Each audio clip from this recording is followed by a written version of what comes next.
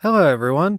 This is kind of a rewind episode for us while we're taking a break during February and March, and we'll be back in April with some new episodes, hopefully. Thank you for your patience. Please enjoy the episode. Content warning. On this podcast, we discuss sensitive issues, including, but not limited to, swearing, tasteless jokes, situations of a sexual nature, and drug use. This podcast is not intended for children.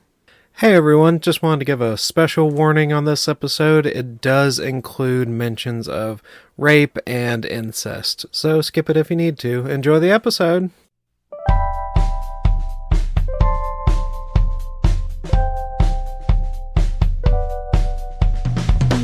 Welcome to Bibliorex, where we read the worst stories the world has to offer. I'm Bam Bam. And I'm Bugs, and we are doing the worst. You've been advertising this specifically to us for like months now. I read this 6 months ago, and it has been haunting my dreams ever since. Yeah. And you've been pretty closed-lipped with me. Yes, I've had to rant for the last 3 days to Jay because I couldn't hold it in. Yeah. But I have what do you know going into this? What if I let slip? I know that the title is Swoondalini, and every time I think about it, I just imagine he's some kind of eccentric Italian pasta maker. Fantastic. That's what I think every time. So this is Swoondalini. Swoondalini by Chris Suddeth.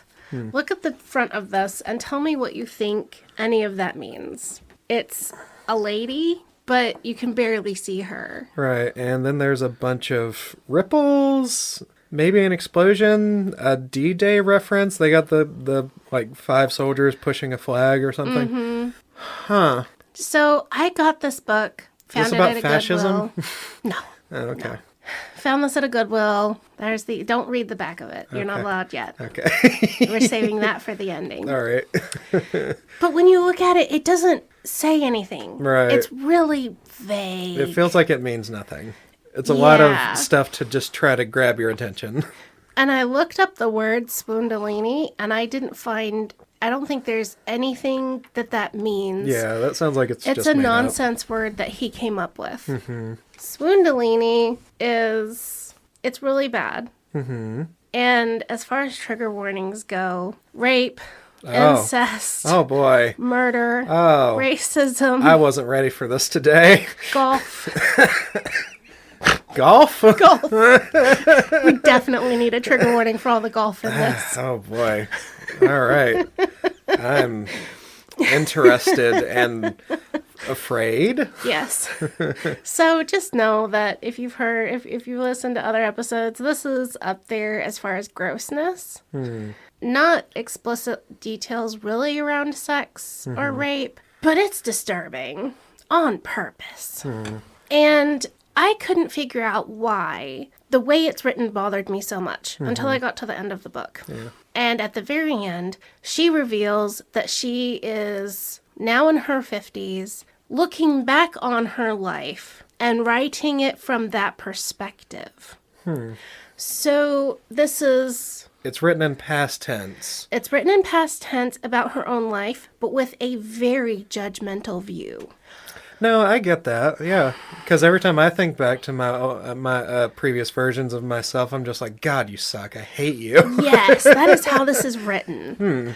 She is in her 40s, 50s, something, looking back at 34-year-old self and going, God, you suck. I hate you. you beautiful bimbo. I hate you, you beautiful bimbo. I hate you beautiful, big-titted bimbo. You big-titted whore. Just hate you. I aspire to hate myself for such reasons. The first chapter is nonsense. You don't know who anyone is or what's going on. It took multiple read-throughs. So I'm just going to condense the first several chapters and just tell you what's going on because it's just so much nonsense. We are retracing Brandy's life as a 34-year-old woman who lives in Washington, D.C., and she is a high-end escort/prostitute. She is the arm candy for presidents, governors, senators, and businessmen. Her picture graces romance novel covers, and she is a millionaire. Okay. Not something I can relate to at all, but Me neither, good, honestly. good for her, I guess. I mean, she's a businesswoman who sells pictures for romance novels. Mm-hmm. She has a high-end clientele where she goes and is at dinners with governors and pretends to be their wife or sleeps around and makes money. Yeah, I mean, more power Sounds to her. great, right? Mm-hmm. Wrong! Oh, no. She has nightmares and smokes weed. Oh, what? Like, her life is a wreck because she has nightmares and smokes weed 3 times a day. Oh. How harrowing.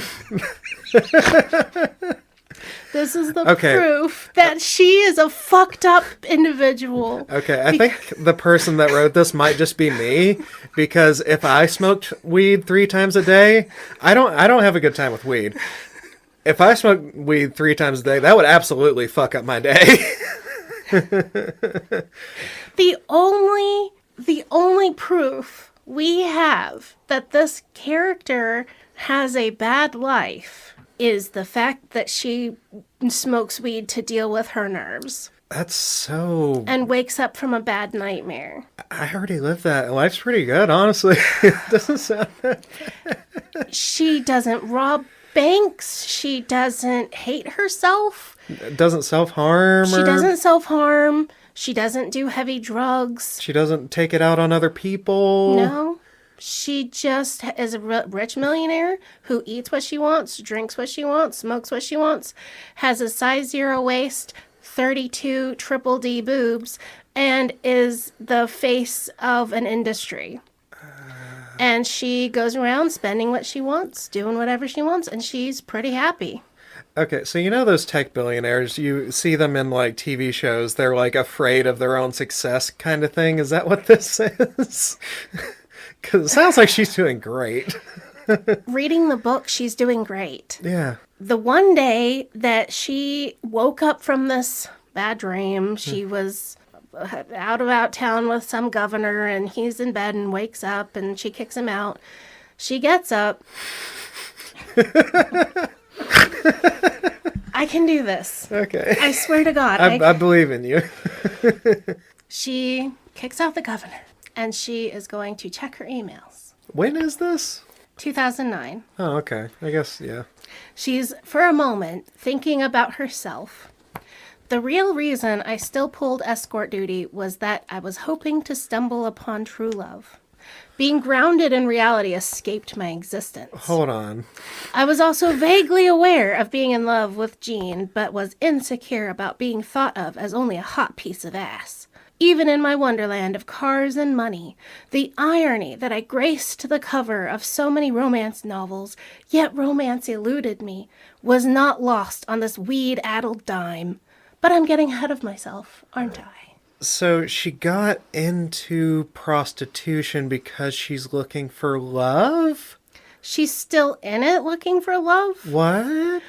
But she... No, that's the worst place to look for. But also the whole book makes a point of how she didn't care about her clients. Right. She kind of liked them, but she used them to get money because it's her job. Yeah, it's just a work interaction. And Jean is her weed dealer. So she likes her pot dealer. She likes him. She teases him and chases off his girlfriends, but won't have sex with him because he's not a client. He's not paying her. And he's just there to be a plaything, but she treats her clients like they're playthings. Right. But anyway, none of that really matters. It's very confusing. It's very confusing. She goes to check her emails because her day job is being a model for romance novels, and so she has to deal with bookings and clients and whatever. She gets an email. What I opened was my recipe for redemption. Redemption for your wonderful life. To redeem her from her evil prostitution. And weed smoking. Awful weed smoking. Now, I would really love to skip this email, but I have to read it to you. Okay. I have to. I'm in it. I apologize, and it's going to take a little while. Wintertime Stew by John Sutton. This is the email. This is a link to a website that she gets, and she reads this. This is written by John Sutton. Sutton. Those who know me know that I am very seasonal in my tastes. Corona in the winter is as much a no-no for me as white after Labor Day is for the ladies. College football just wouldn't be the same in the spring, although I'd vote for it year-round, along with a playoff system. With all that in mind, I sometimes ponder an ideal day from my memory and the recipe it involved. Oyster stew and a cold, foggy Fripp Island winter's day is the answer. First rule of thumb is not to eat oysters in months without an R. I can't touch them. No, hold on. September, October, November, December. January. February, March. Those are the months you're allowed to eat oysters. Okay. Okay. I mean, I enjoy a clam chowder in the summer. I don't know why that's... Okay. I can't touch them until it has at least gotten cool enough for my favorite gray sweatshirt. Secondly, support your local seafood. Frogmore, South Carolina oysters are the best. Preparing my oysters is a long, drawn-out ritual. I handle each one to ensure it is shell-free. Wash it and strain it. You can put some ice on them to make sure they don't get warm. Yes, it is time-consuming, but worth it, because the last thing you want to do is crunch down on a hard shell while enjoying the rich, steamy goodness. Not everyone can get on board with it, but I will eat oysters raw. Take a saltine, put a large oyster on top, add a little salt, and glop on my homemade cocktail sauce. I'm still on the fence about releasing that recipe. My mouth is watering right now, just writing about it. Thinking about snot on a rock? Snot plus hot sauce. Once you've done all that prep work, you will probably be tired. Double check to make sure your buddies are iced down, bundle up, and prepare for a short golf cart ride to the beach. I find that my inner introvert finds its place during Fripp's winter. I feel the island is at its best when you walk out on the beach and not another soul is in sight. Don't get me wrong, the summertime with sand and sun and girl watching and beer drinking on a folding chair is inspirational. But if push comes to shove, I'll take the toboggan, gloves, and a Maker's Mark splashed with Coke on wheels any day. Okay. This food blogger is really the reason I hate looking on the internet for recipes. Yes. He's doing exactly that thing before he actually gets to the recipes, telling a little story, and I hate that. Me too. But this is the beginning of her journey to salvation. This story that we are reading. Oyster stew. Yes. Oyster stew, yeah. Okay. The winter of 2004 was my first full winter living on Fripp. One day in February, the fog was so thick you could only hear the ocean from the main Rock Beauty golf cart parking lot. The low cloud cover amplified the ocean's voice. I decided to take a walk down to the water to confirm the Atlantic was still there. After a short time, I made my way up to the top floor of an unfinished oceanfront home nearby to get a better feel for Mother Nature's foggy embrace. It was the sound more than anything that I recall about that day. I nursed my makers and knew that had to be the most peaceful day I'd ever experienced on Fripp. Even now, more than 5 years later, it's the gold standard day that comes to my mind when someone asks me to tell them about the winters on that South Carolina low country island. After an hour, I realized my face and fingers were numb, my drink dry, and most important, the oysters were calling. You'll need the following ingredients to complete the oyster stew. Half a stick of butter, ketchup, can of evaporated milk, quart of milk, Texas Pete, salt and pepper. Melt the butter, saute the little jewels. Stay with them so they don't get too done and rubbery. Also, take this opportunity to sample more oysters. Just to make sure. After about 5 minutes or so, pour in the can of evaporated milk and approximately a quart of milk. From here on out, bring the stew up to heat on low. And the rest of this is like how you cook it. By this point in my gold standard Fripp Island winter's day, there was still some light left. I warmed up with 2 bowls under my belt and wanted to venture out for another golf cart ride before the gray day ended. Though I've been coming to Fripp my entire life and living here since 2003, I never tire of a couple of drinks and a golf cart ride. I turned off the stove and covered up the stew pot. I felt compelled to take a slow ride around Porpoise Road to see the fog and as much as I could of Fripp Inlet. I'm so ready for something racist to happen. I'm praying for something racist to happen. I can't stand this. This is the worst of all food blogs. Nothing happened. God. He rode in his golf cart to the beach, Yeah. sat there for an hour, rode back and ate his stew. There's still half a page of this. Oh my God. I No, you don't have to. will skip the rest. Okay. This recipe makes her cry. What? I printed this. She's asking herself, had I been there? That was the $1 million question. I wished he had just sent me the recipe sans the story. Why was this silly story making me feel like crying? She prints out the story, stuffs it in her purse, and goes shopping. Just write down the... It's oysters, butter, milk, hot sauce, and that's it. Yeah, if you cook it all in your home, you already have most of that stuff. If you have this, you don't need this. Right. Why would you keep it in your... That's so weird. Because this recipe is what starts her journey to enlightenment. Okay. I am not kidding. Is this oyster recipe going to turn her Christian or something? Kind of. Oh, that's so disappointing. I'm pretty sure the Bible says something about you're not allowed to eat oysters anyway. It's not Christian, it's New Age Enlightenment. Oh, okay. Which still has nothing to do with oysters. Too. Right, okay. She prints the story out, jams it in her purse with a bundle of cash for shopping, and promptly forgets about the story. I was good at forgetting. I quickly erased the rest of the emails without reading a single one. I held down the delete key and sniffed back a few tears. Which, if she was a successful businesswoman, she would be checking her emails and answering them. Right. So I don't think this guy knows how you would run a business like that as a model. You'd have to deal with a agent and books and authors, blah, blah, blah. Maybe it's just a personal email as opposed to a work email? I don't know. No, because it had stuff from her clients in it. Oh, okay. Yeah, I wouldn't be so cavalier about deleting all that stuff. That's weird. So it's just to show she's a brainless bimbo. She has lucked out and made all this success, but she's brainless and careless and thoughtless. So she's got all this success, but also stupid, is what the story is. That's weird. Whereas the work she would actually be doing would take some effort to do, but he wants her to be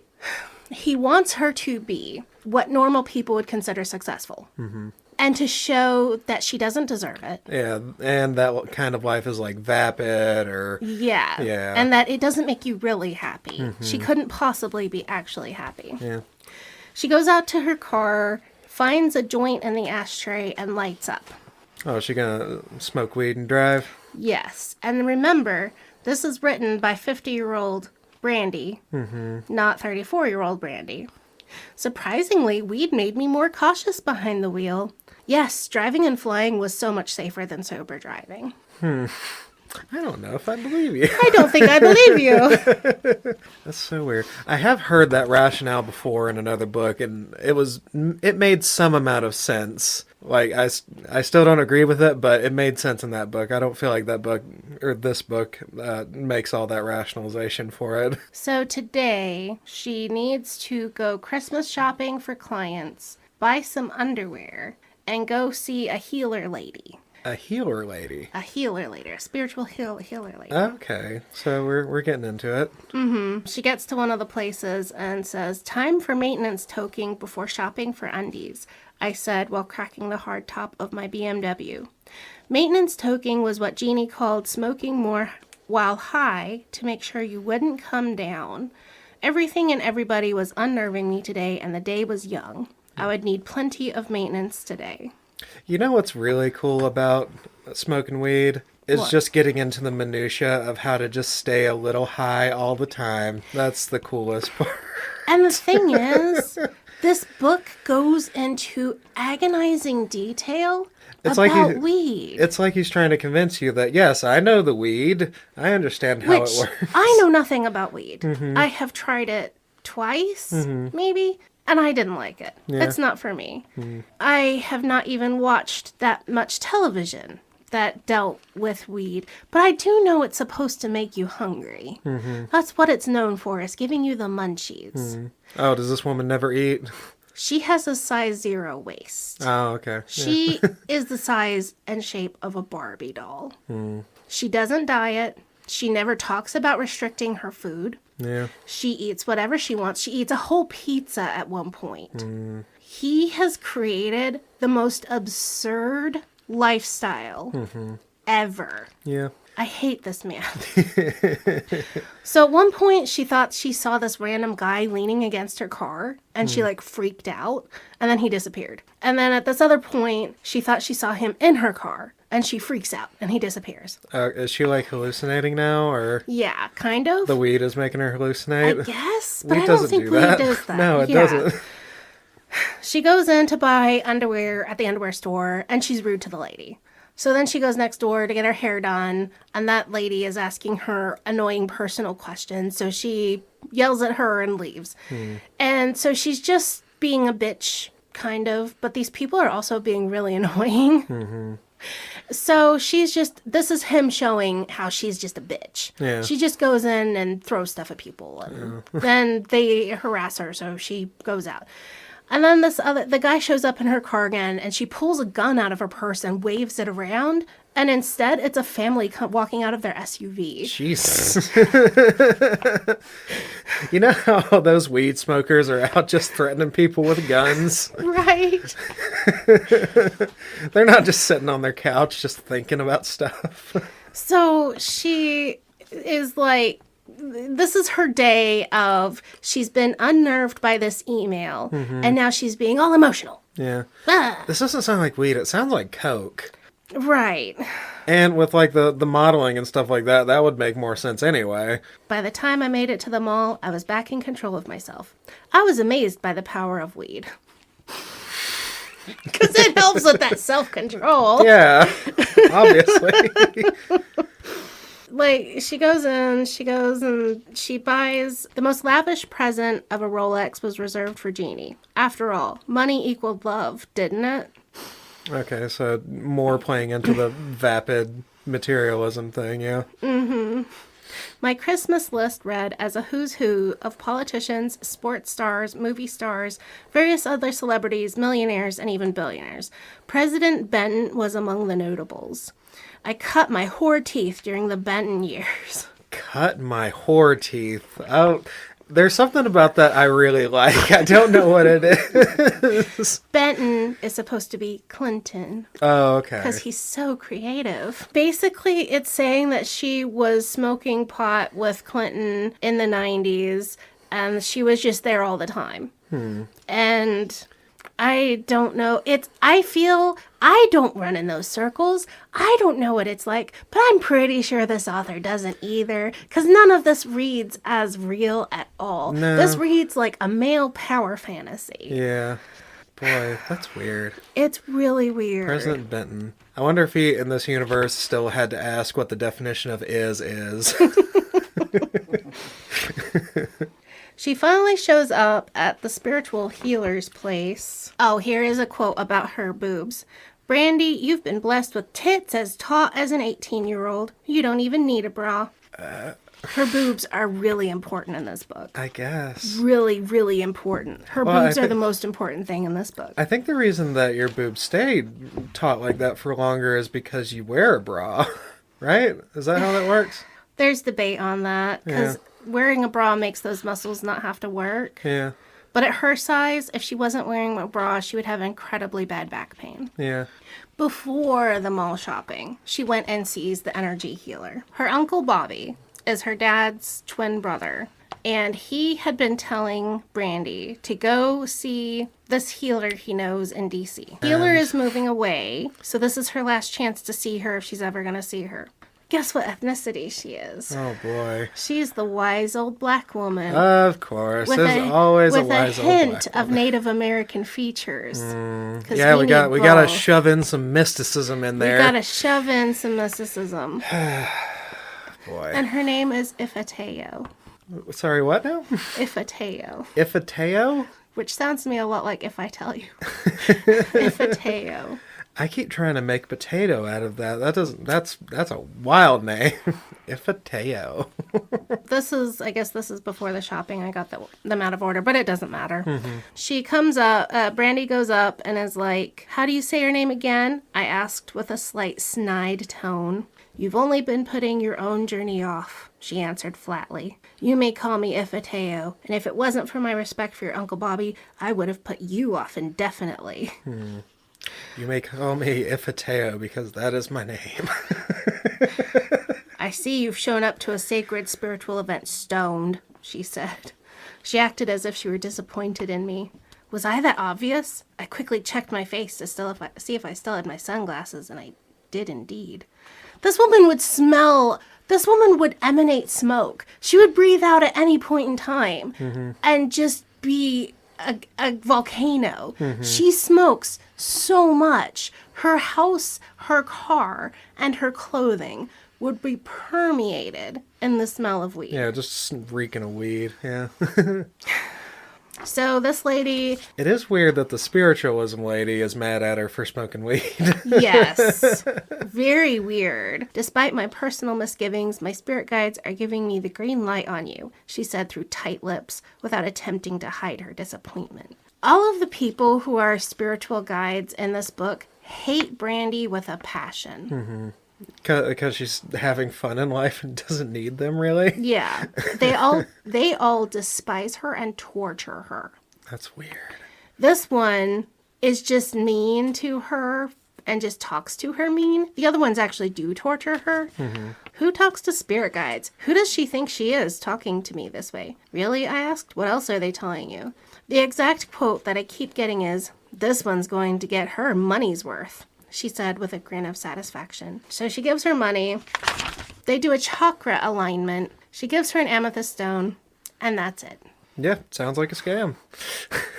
I paid little attention and claimed to feel nothing after the attunements were done. I kept wondering how this was all supposed to help me with my dreams, but I didn't bother to ask that key question. She said I needed it more than she did, the amethyst stone.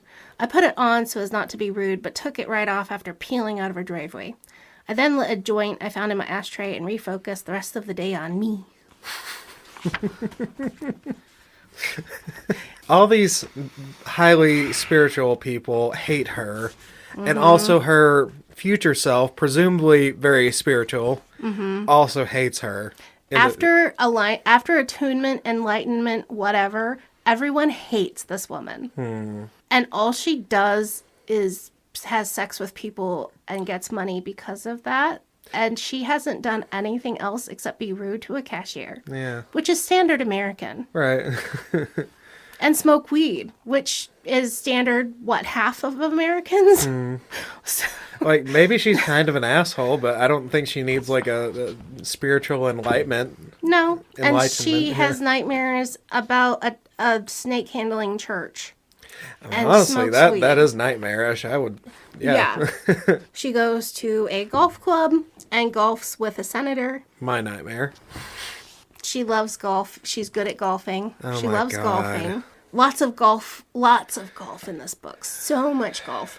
I don't understand golf. I've never played it. I don't care about it at all. I despise golf on a moral level. At some point, her mom called and said that her grandpa's in the hospital, and why won't she ever visit? She's like, "'Cause y'all are crazy, bye mom," and hangs up. And it's like, this is a nothing phone call, but it's just to show that she doesn't like her mom So and doesn't care about her grandparents. So I guess her family are like backwoods Christian snake handlers or something from Tennessee. South Carolina. Oh, okay. Yeah. She has lunch. She flirts with this 80-year-old senator. Nothing else. Nothing much happens. It doesn't matter. She starts to feel nausea. Because of the oysters. That was just a recipe. It gave me nausea. She feels... Okay. I had to look this up. It's called Kundalini syndrome. And it's this idea that when you have a spiritual experience, you get nauseous and your body gets sick because you're kicking out the bad voodoo or bad ghosts or something out of your soul. And that's what this whole thing is supposed to be that's coming up. She gets nauseous. She goes home. She's like, maybe a shower will help me feel better. She goes into the shower and passes out. I mean, there are worse places to pass out. I've passed out in the shower before. It was fine. Right. Because it's not a bath. A bath, you could die. But a shower, at least, if your face isn't in the drain, you're going to be okay. There was one time I got really drunk as a kid. I got sick. And when I was a kid, the only thing I really thought to do when I got sick was to go and take a hot bath. Mm-hmm. And I went and laid down in the bath and turned on the hot water, and I never plugged the tub. So I passed out for like 30 minutes, and when I woke up, there's just cold water running on my feet. Oh, no. That's better than drowning. Yeah. So she passes out in the shower, and it's like a big shower room. It's like one of those big all-around rooms. Mm-hmm. She opens her new eyes and sees the guy who had been stalking her all day walk through the wall of the shower in there and stand over her prone body. Oh. He is her spirit guide. Huh. His name is Nigel. He's British, and he's an asshole. I was hoping it would be like Virgil or something, but I guess that was too much to hope for. I was hoping for like a modern Dante. This guy is just, he enjoys torturing her the whole time. Oh, okay. She's like, oh God, am I dead? And he says, no, you're not dead. He paused and added, yet, with relish. Oh.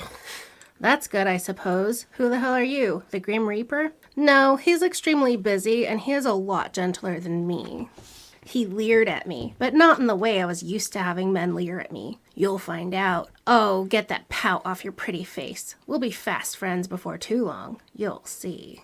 Ominous. What do you intend to do with me? Rape me? You've done quite well at raping yourself for a long time now. Oh my God. Because going out and being a prostitute, it means you're raping yourself. Because I think it has that same purity culture Christian idea of you do not own your own body. Mm-hmm. And by selling it, you're sinning selling against something that's not yours. It's or not something. yours. You're sinning against something. Old guys not knowing how consent works. Love that. I make the rules here, Brandy, you pathetic piece of shit. He's just standing there telling her, like, we're going to go on a journey and you're going to hate it, you bitch. This is a really mean guardian angel. This is her spirit guide who has achieved enlightenment. Mm-hmm. In order to become a spirit guide, you have to have been a human, reincarnated many times, and become a perfect person. And hang out with some douchebag that doesn't know what they're doing. I don't know that I would want to be spiritually enlightened. It sounds like it sucks. Everyone in here who is enlightened are the nastiest, meanest characters I've ever met. Mm-hmm. Maybe it's kind of like the Scientology thing. It makes you feel bad because you're not in the in-group and makes you feel like they know something you don't know. Mm-hmm. And they're so much smarter than you. Yeah. He's like, you're going to go on a journey. It's going to be like the Marine Corps boot camp. We're going to teach you how to be a spiritual person or whatever. And he said, I don't coddle. No, I wouldn't take you for a coddler. Shut your hole, whore. Jeez. Fuck's sake, that wasn't necessary. I have been called a whore countless times, but it never bothered me or cut to the bone the way it did now. I was a whore, but I reasoned that I had so much to show for it. I mean, we're at some level, we're all whores. I don't know what is going on. That's so weird. What if I was really dead? Then my actions up to now would be all I was remembered for. This was a sobering realization. You're a supermodel. She's a supermodel, basically. Yeah. Who's on all these living books. With the elites. She's in the elite. She is in the top 1%. She is a millionaire in 2009 after the recession. Yeah. She has had sex with the president. I mean, what? She seems happy. Maybe I get it.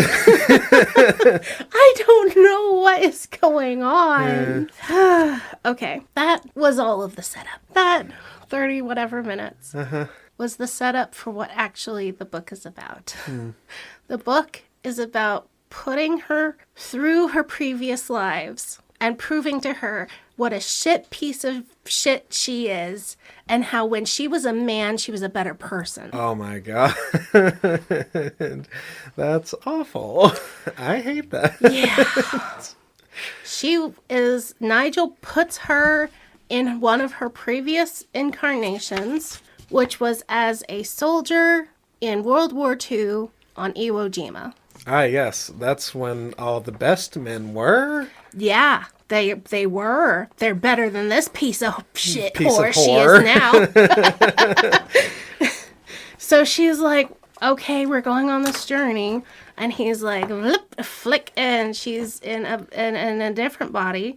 I looked down again and realized my beautiful breasts were gone. I felt my crotch as I squeamishly squenched my eyes. I had a package, and a rather large one at that. So this was how the other half lived? She's getting shot at. They're on the beach. They're on the beach, walking through water to the sand, getting shot at. And she's like, oh, what's down there? I have a penis now. That's crazy. Because the author is obsessed with junk, with penises and boobs. He is just obsessed. This man never grew up past the age of 12. In fact, the only actual lesson she learned as this soldier was what it feels like to have your balls caught between your pants when you shift the wrong way. And she would be nicer to men's junk from now on and not grab and squeeze. Isn't that what they pay her to do? I know! If she actually They're not making her do it. No. I mean, they are making her do it. They're not being made to let her do it. They're paying her. If she hurt them, they wouldn't pay her. Or maybe that's why they're coming to her, is that she hurt. If she hurt them in a way they didn't want, they wouldn't be paying, yes. That's so silly. Yeah. Going through an entire past life to realize that men's balls are sensitive. You could have just been told that. Yeah. Yeah. So such a waste Nigel of past life. Sweeps in to check in on her, and she's like, oh, this really sucks. Yeah, it sucks to be a soldier. And she's being a smartass or something. And she says, I always needed a lesson in how to hold my tongue, which now seemed very poignant. Yes, you dirty whore woman, you needed to learn when to talk when men are talking. But literally, it's Nigel coming in and being like, we're getting ready to go to the next place. And she's like, can you fucking leave me alone? And he's like, watch your mouth. Because anytime she's sassy or talks back or is like, why are you doing this to me? He has to teach her a lesson, and she needs to be more demure. Very demure. Very, very good and calm and nice. So with the cursing, that was weird about the cursing thing. So is this you're putting out an energy? Is it that kind of thing with this spiritualism? Do you put out bad vibes and it makes everything worse in general? The cursing thing, what I was talking about earlier downstairs. Oh, no. It's just she's being unwomanly and that's bad? Well, she wasn't cursing here. And in fact, that was I'm mostly going to skip it, but as a soldier, she is a observer of what he's doing. She can feel all of his sensations, and she's not directing anything he's doing. She's just passengering. She's just a passenger. Okay. And it allows her to experience the fear of battle. At the end of it, she has a deep-seated hatred of Japanese people because that's how he feels. And a deep love for the Marines because that's what he feels. Going back and seeing your past life so you can learn a lesson, and the lesson is be more racist. Because she, as he, talks about how the Japanese smell bad, and that's how you can tell they're coming, is they smell different. Oh, that's so funny. And calls them slant-eyed motherfuckers. Oh, God. Go into your past life to get more racist. Yeah. And it's Oh boy. I don't and the whole end of it, she's leaving. Mm-hmm.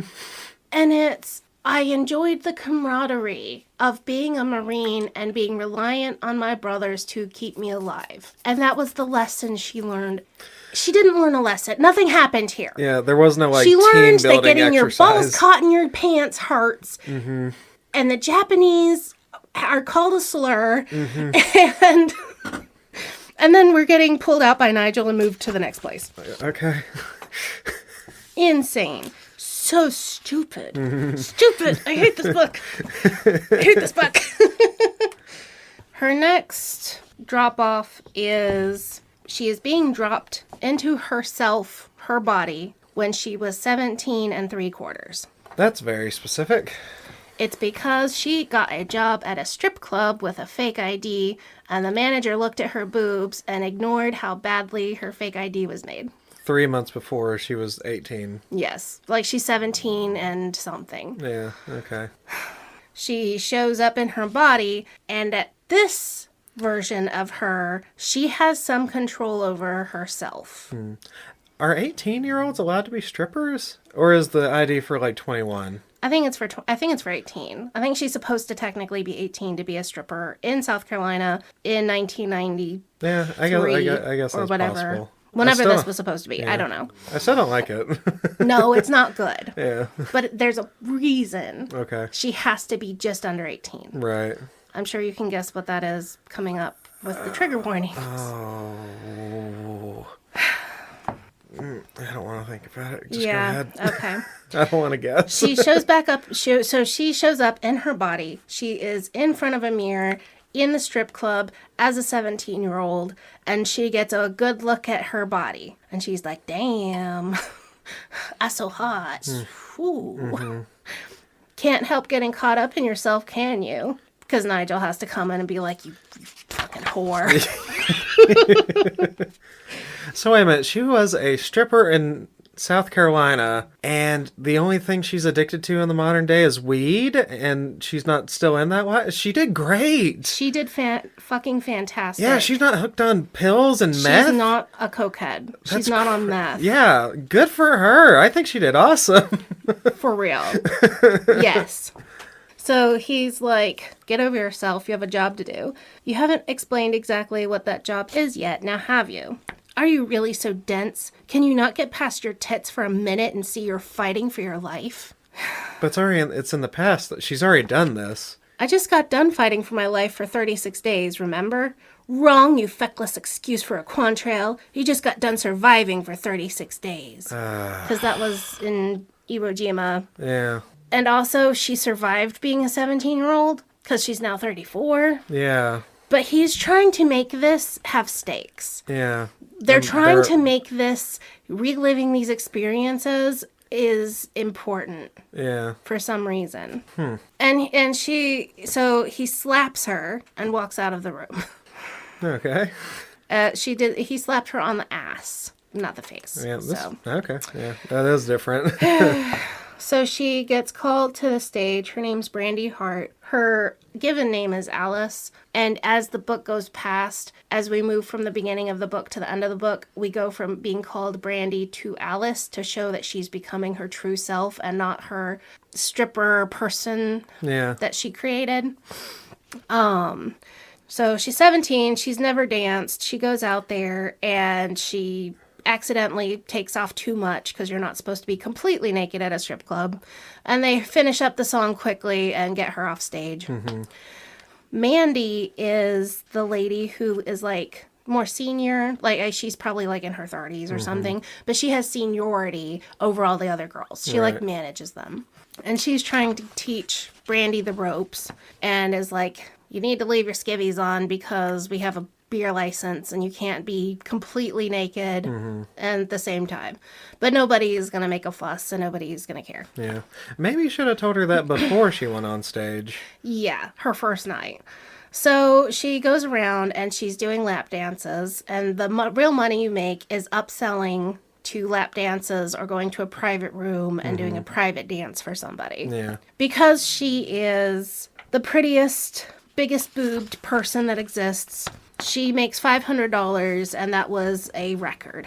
That sounds like a really low bar. Yeah, in I a feel strip like club. I feel like strippers make way more than that on good nights. This was 1993. Yeah, I guess so. 500 Yeah. was a lot more then. That was the price of like a car. I don't know. I noticed the men and some women gawking in a way they didn't do with the other girls. Because she just is supposed to be this sex goddess. So she's done her dance. She's walked around and shaked her booty at people. Mm-hmm. And Mandy is making a deal with some business people, some men. Oh, she's selling her?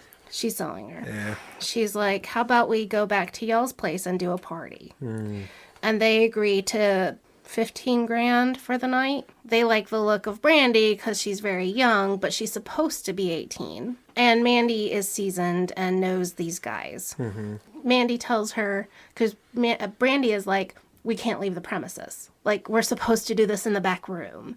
And Mandy's like, if you sneak out, the fire or the exit alarm is never hooked up. We can just sneak out and come back, and Hector will never know.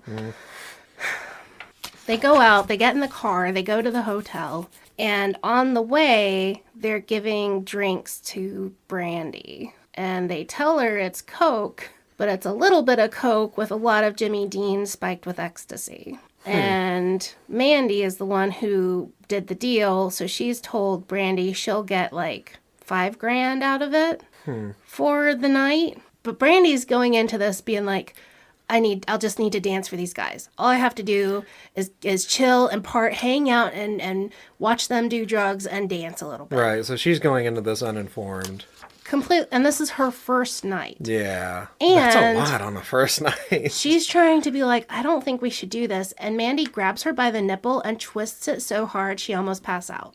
And is like, you will do this because this is how I make money. Because Mandy is a cokehead. Mm-hmm. And so she pimps out the girls out the back to make her money to do drugs. Right. Brandy is not going into this informed or consenting. Right. So this isn't really her fault. This isn't her fault. Even young, naive, and intoxicated me knew I was in trouble. Direct also, quote. Can you get a titty twister bad enough that you pass out? I don't know that that's possible. Well, I mean, it could, it really hurts. I mean, sure it hurts, but I don't know that you can pass out for It was intense enough to intimidate her and make her scared and hurt. Right, okay. And she's probably topless, too. Yeah. This lady is abusing her. Right. That's the whole point. Yeah. I don't mean to dwell on the nipples too much. Yeah. So they go in. Mandy goes off to the other side of the suite with one of the guys to have sex with him. And the 3 other men, who are all like 40s or 50s businessmen, are like looking at her, and they pick her up and in like 2 moves strip off her clothes and tie her down on the bed. Quote, this is just rape. I'm not even sure my 34-year-old self would have caught it had they practiced this. Like, she was so unaware. Like, she was hanging out dancing, like going to give a lap dance. Mm-hmm. And in 2 seconds, they had her stripped and on the bed. Like, even as an adult, well-informed prostitute. Yeah. Looking back at this event, realized I never had a chance to get away. It was not fucking awesome. It hurt. Those were not breakaway clothes like basketball pants. They ripped the clothes off of her, and they're like, do you have condoms? And she's like, what? And she kicks the guy in the nuts as he's starting to like come at her, and he liked that. So he comes in and he starts having sex with her. Oh God, I winced in pain. That hurts. You're so big. And that turns him on more. And they're filming it. Okay. You're hurting me. The E and booze faded quickly as the exquisite pain asserted itself, demanding my full attention. I never dreamed such pain existed. I then realized I didn't remember this nightmare happening to me in Columbia, South Carolina. Nigel was standing in the corner, neutral and dispassionate in expression. I don't know that this guy understands rape. Because if you're that high, I don't think you would at some point just get into it like you would, like, in this situation, just freeze up, but... No, she's not into it. Oh, okay. Yeah, the language that was being used makes it sound like she's not currently being raped. Oh, the exquisite pain, you mean? No, she is in intense pain. Exquisite just means felt very deeply. Okay. It doesn't mean good. Yeah. I mercifully grew delirious from the pain. I heard screaming, but wasn't really sure it was me. Because these 3 guys are taking turns raping her. And they're calling it the train. So Nigel, her spirit guide, is watching in the corner. And he is neutral and dispassionate. And he wants 34-year-old Brandy to experience her rape as a 17-year-old.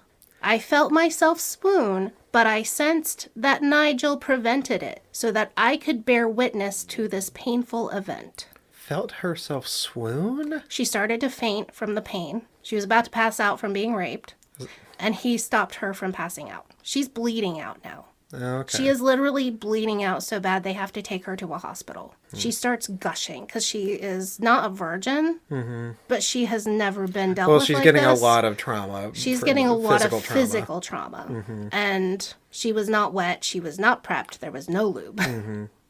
Swoon, my definition of swoon is so different from that. From fainting? Yeah. That's what it means. Like, for me, like, I hear that, I feel like I read that word a lot in, like, romance as, like, someone is swooning over someone else. Oh, well, that's more of a turn of phrase, meaning okay. like, oh, they're so hot, but Okay. swooning is actually meant to be fainting. Okay. And when they say it, it's more hyperbole. Yeah, I've never heard the word used in that context. Yeah. Okay.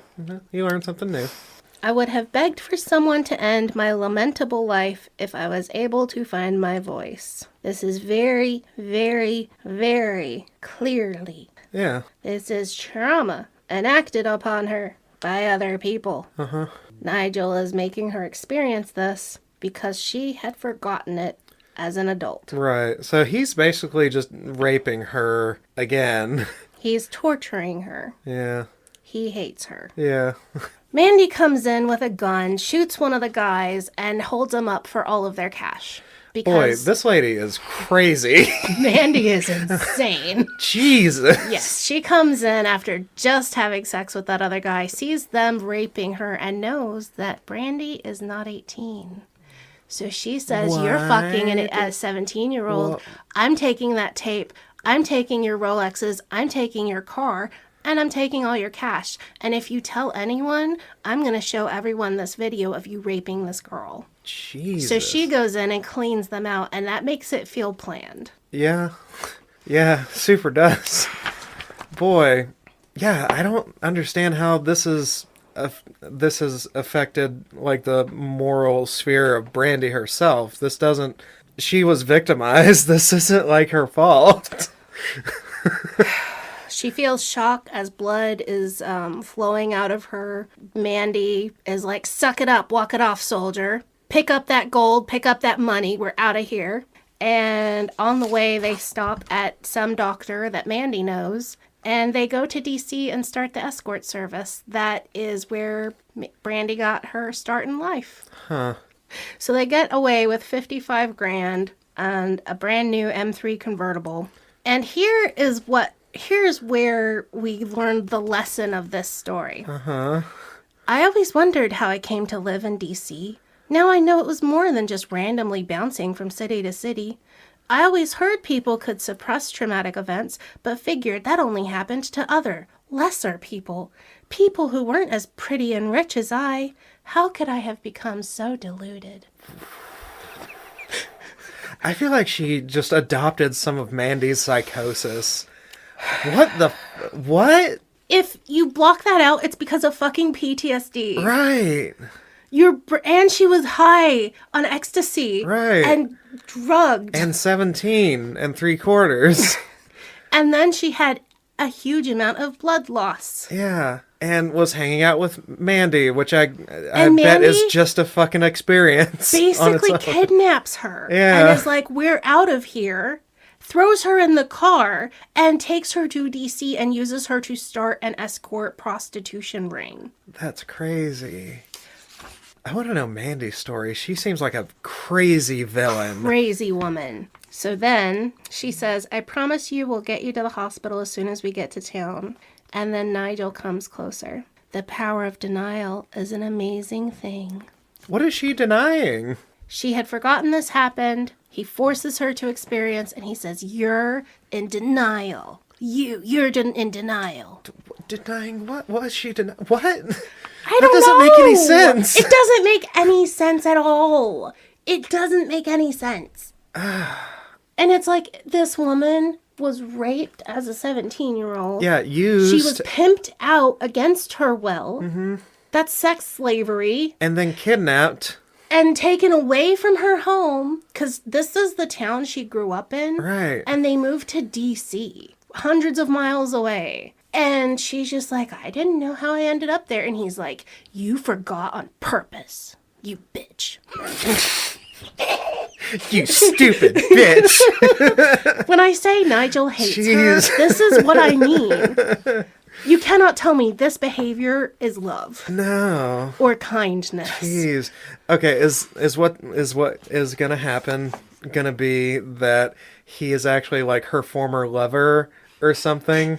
Nope, he is just the epitome of enlightenment. Oh, so he's just He just is supposed to be an enlightened Hold on, immortal. epitome? Epitome? Epitome? Okay. Yeah, I used to do the same thing, so I knew what you were doing.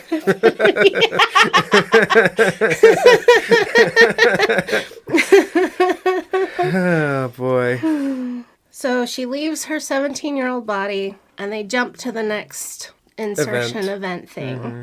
I did a quick once-over of my girly parts to make sure that everything was the way it should be, and that I didn't have anything I shouldn't. I breathed a sigh of relief, but quickly returned to reality, or it passed for my reality these days. How much time is she spending in these flashbacks? None at all. Because 36 days as the Marine, and 1 night as 17-year-old Brandy. Right. But we're supposed to feel like she has adjusted to this existence. They are now moving to C. This one is they're invisible, watching her grandmother do stuff. What? Is the grandmother her past life? Is that how? No. So we're just visiting the past. We're not creating... We do not follow a pattern with these events, because sometimes she's inhabiting someone else's body. So he's just looking for events to, like, hurt her. Yes. That's all he's doing. Yes. This one is to show her how screwed up her grandma is, and she's just like her grandma. Oh, God. Bitch. And your grandma was a bitch, too! Yep. So she falls down somewhere in South Carolina, and she's like kind of opaque, but nobody else can see her. She's just sort of managing her own body. And it's like, you have control over your own body. If you're nude, it's because you want to be. And she's like... You whore. You whore. You want to be naked, don't you, you bitch? This guy's the worst. I fell straight through the metal roof like I was an apparition. Hell, I was an apparition, and was able to note the inside of the metal and wood particles as I passed through. This was somewhat like out-of-body experiences in my past. I only told my Uncle Bobby about those. His reaction was one of extreme interest, but very little surprise, which strangely discouraged me from speaking more of them. I never wanted to reveal too much, said the nude girl. It's just the author hating her. Yeah. All of these comments are just to make her look like a piece of shit. Yes! As I thought that last thought, Nigel projected inside my head in a reproving tisk tisk. You realize that some people...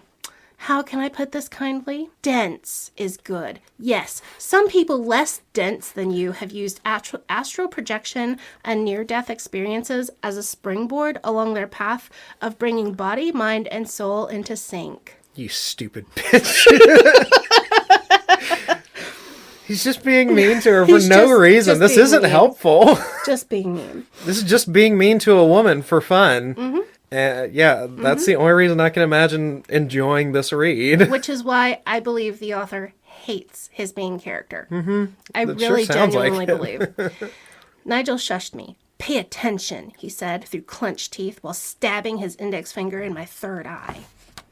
Third eye? Ew. Why in the hell would I call my forehead that? Ooh, I don't know. And then we find out fucking later, that Mandy made all of her prostitutes be well-read. So Brandy read lots of New Age books and knows all about this. So she's just acting... The character is being made to act stupid, even though later she's written to actually know shit about... That's so fucking annoying. It's so annoying. It's so fucking annoying.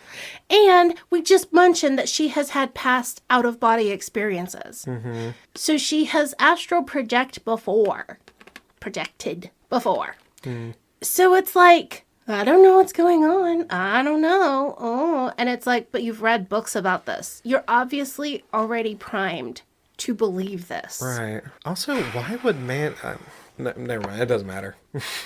Jenny is her grandma. Jenny is a teenager. Jenny is in this little cabin with her father. And the father is drunk and wanting her to give him more booze. And she said, no, you don't need any more. You need to sleep it off. And he's like, I'm sorry. I know I've been drunk nearly every day since your mama's funeral.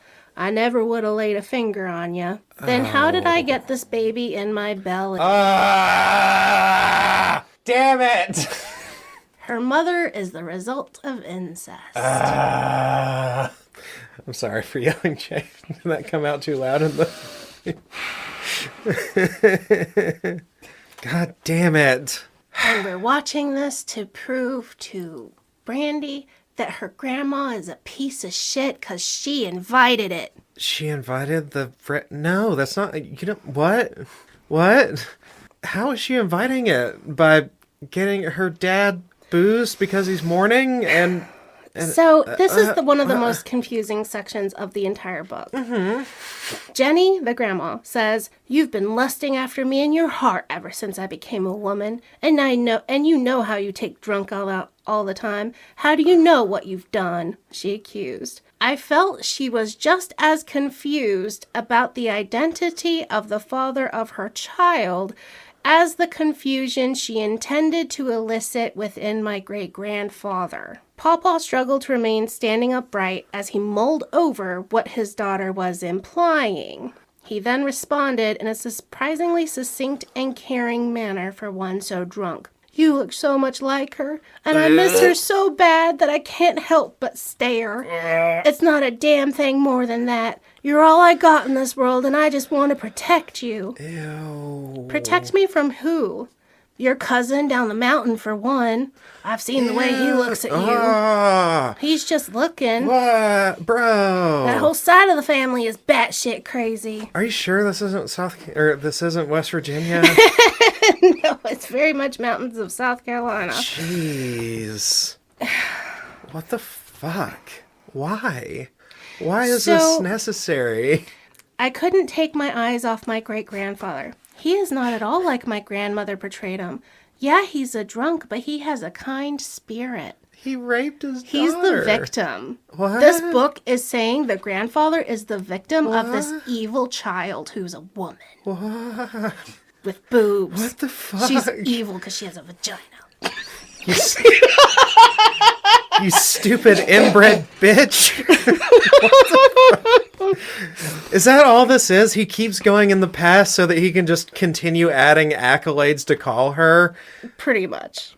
Yes, the entire fucking book is to show how she is a bad person from bad women, and the men in her life were so much better and nicer than she'd ever deserved, whether they raped their child or not. What the fuck? Yeah. So how old was her grandma in this? A teen. She's a teenager.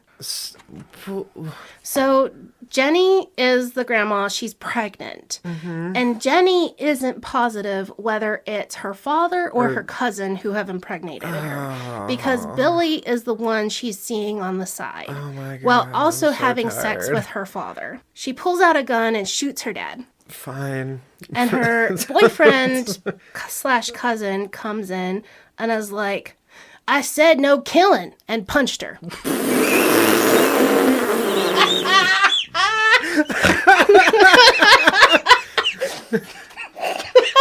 See how she victimized him, though?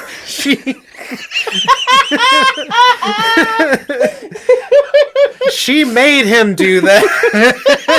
He didn't want to. God damn it. Jesus. Jose Christ. What the fuck? I like it when you're tough, baby, Granny said, No. obviously punch-struck off the taste of her own blood. Granny slowly moves her bare foot up his leg and begins to massage his growing manhood, and they have sex right next to the dead dad on the floor. So, at this point, Brandy Again, is like, obviously Brandy's fault. Obviously. Yep. Brandy is like, I'm gonna throw up. Yep. And Nigel simply grinned his understanding, because he's enjoying her discomfort at watching all this shit going on. This isn't teaching her anything. This No. is just, spiritualism is fucked up. Is that what it is? Is this what it is? If this is how I never want to be enlightened, I will tell you that. Who knew Buddhism was so fucked up? Like, and at some point, he basically says the apple doesn't fall far from the tree. Your grandma's a... Oh, it's not this scene with the grandma, it's the next scene with the grandma. Okay. Okay. So they're talking about the booze recipe for moonshine that her grandpa had or whatever. Okay. And she's like, I always wondered how it's made. Really? Nigel mocked. Can you not come up with a question more intelligent than that? You really just figured, like almost every other attractive woman ever to walk God's green earth, that since your tits are big, you've got a tight ass and have a winning Mentos Freshmaker smile, that you don't have to attempt to be intelligent? I feel like this guy's jealous. Does he want a tight ass and rockin' bod? What the... Why is he so mad at her for being hot? They hate this woman for being hot. Yeah. I feel like it's a they hate us because they ain't us situation. I feel like this author is just mad because he's not hot. I don't... They think that because she's hot, she's bad. She's a bad person because she's hot, is what it feels like. That's a very 12-year-old way to think. That's weird. We zip through time. I think it's like 2 hours. And Jenny, the grandma, and Billy, her cousin, are at this church. I know a lot about religion because I grew up and I've read a lot about religion. Mm-hmm. Yeah, this author does not know anything about religion. Oh. He places this church in rural South Carolina, and they handle snakes. That's not where they handle snakes. He also gives them a Virgin Mary statue.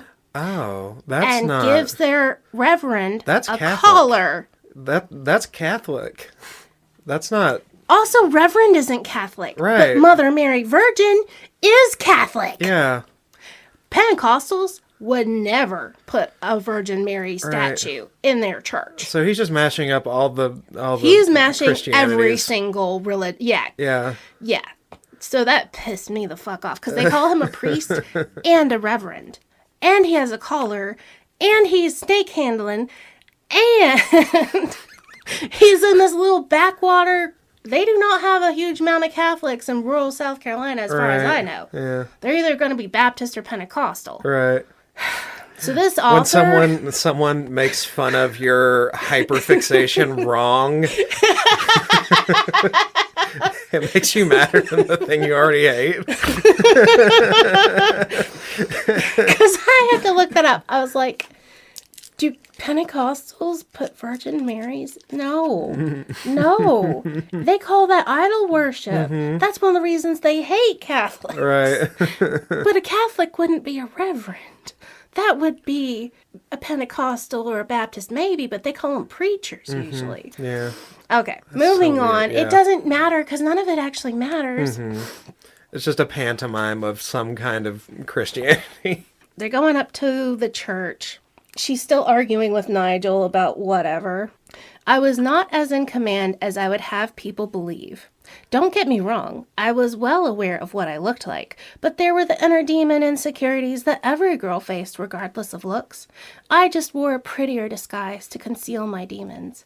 Was this whole trip showing me that there was more going on with me than just your run-of-the-mill insecurities? I mean, if you got insecurities, they're your fault in this book, I guess. So. Mm-hmm. They walk through the walls into the church. because they have these non-body things they're using. Yep. I experienced every grain of wood as I passed through the door. That's something I don't believe one ever gets used to. Yeah, we already did this earlier. What? Does he bring it up every time they pass through a wall? Yes. Oh my god. Yes. I was joking. No. Why? Because this author is an idiot. This idiot is also an author. Every time. Every time. In fact, I didn't even highlight every time they said boob, but it would probably be 200 times in this 300-page book. Jeez. But the phrase, that's something I don't believe anyone ever gets used to, no one has ever done that. No one in the history of the earth has ever walked through a wooden door. Mm-hmm. That's not something you can get used to because it never happened. Right. Ever. Ever, ever. So her grandmother is nude in the Reverend's office, and he is also nude, the Reverend, and only his collar, and she's attempting to seduce him. Wait. They're naked first, and then she tries to seduce? Like, once you already got the clothes off, you're already there. You've already committed to that point. What? What? Why don't we have a drink? I heard my grandmother say, ice calm. Nakedly?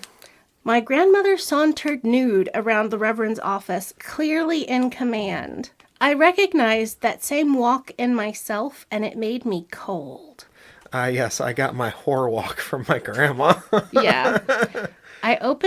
She opened his large pulpit Bible to reveal that most of its contents were sliced out to make room for a bottle. A drink? Asked the Reverend, clad only in his collar. He was surprised, but pleased she had found his stash. He doesn't take the collar off? They also don't have sex. What? They're just hanging out nude? I have here some strychnine that we can mix with a little RC Cola. Sorry, Jenny fucking said what? With a wink. Yes, let's drink to us. The Reverend obviously thought it was our family's way of drinking. What the fuck? That's just poison. Do people get high on strychnine? Is that a thing? What? Hey, you want to get really lit? I've got some fucking arsenic we can put in this shot of vodka. What? She offers him strychnine. He said, yes, bottoms up, my child. Drinks it. She dumps hers on the desk, and he's like, oh. And he falls over dead. She offered him poison. They were just gonna kill themselves? Was the plan? No, he thought she was giving him booze, but she said out loud strychnine. Yeah. Did he just not know what strychnine? What? Apparently, I don't know. He's just like real casual about it. Yeah, I guess we're just gonna do a double suicide. And then she backs out and he's like, oh, that's not cool, and then dies. Here's the only sentence that might explain any of this. Okay. She says, yes, we thought it only right that we replace all that less than potent strychnine from the faith closet with something that has more of a bite. It seems your faith has been strained of late, my granny explained. Apparently they think strychnine is a booze, and the one he had was not boozy enough. Is strychnine a poison? Jay? It is, right? We'll do some research on that, but that is fucking batshit.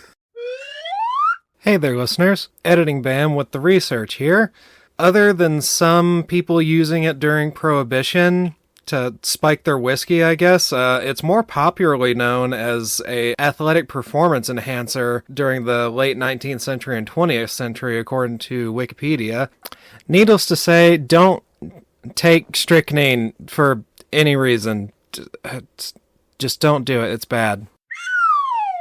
Why? I love you, Jenny. Why? She derided. You told my cousin Billy the same thing. Did you really think Billy does anything without checking with me first? Billy likes girls, Reverend. Sodomy is a sin, you know. So apparently Billy seduced the Reverend and had sex with him, which revealed he was gay. And that's why they had to get rid of him and kill him. By poisoning him with a bottle he knew already was poisoned. I have to think about this for a minute, but I think we have news on the strychnine field. It's a pesticide. It's always been a pesticide. It's a pesticide. Strychnine is a pesticide that kills you. Okay, that's fucking weird. Okay, so they're... Hold on, I have to get my shit straight now. So they were getting married, the grandma and the cousin. No. Okay, so they were just hanging out at church, and the cousin is taking non-defanged snakes and putting them in the closet to replace the defanged snakes that were in the closet. Okay. As a double murder. But she's killing him, too. This author is an idiot. This is fucking dumb. But also, why the added layer of, also my cousin is gay now. But you know what the whole point of all this actually is? To sell BetterHelp. For our sponsors to bring you these messages. Strychnine and non-defanged snakes. Our sponsors of today. Ads. Hello, bad book loving friends. Just updating our socials. We're on Blue Sky now at bugs-bibliorex.bsky.social. We have a Substack at Bugs and Books, and the profile name is Bugs at Bibliorex. And of course, our website, bibliorex.com. Drop us a message and check out the content that Bugs works on. She's really good at the social stuff. And let's get back to that bad book.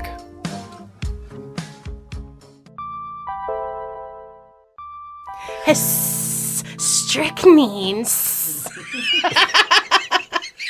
None of this means anything. Do you know why they're doing all this? No. To rob the church of the money hidden in the Virgin Mary statue and run away to another part of the state. Okay. They didn't need to kill him. They didn't need to replace serpents. They didn't need to poison him. Mm-hmm. They could have fucking tied him up, stolen the cash, and run away. Yeah. I've got nothing, so let's just keep going. Nigel was like, hey, this guy's dying a painful death. Brandy, be inside his body. What?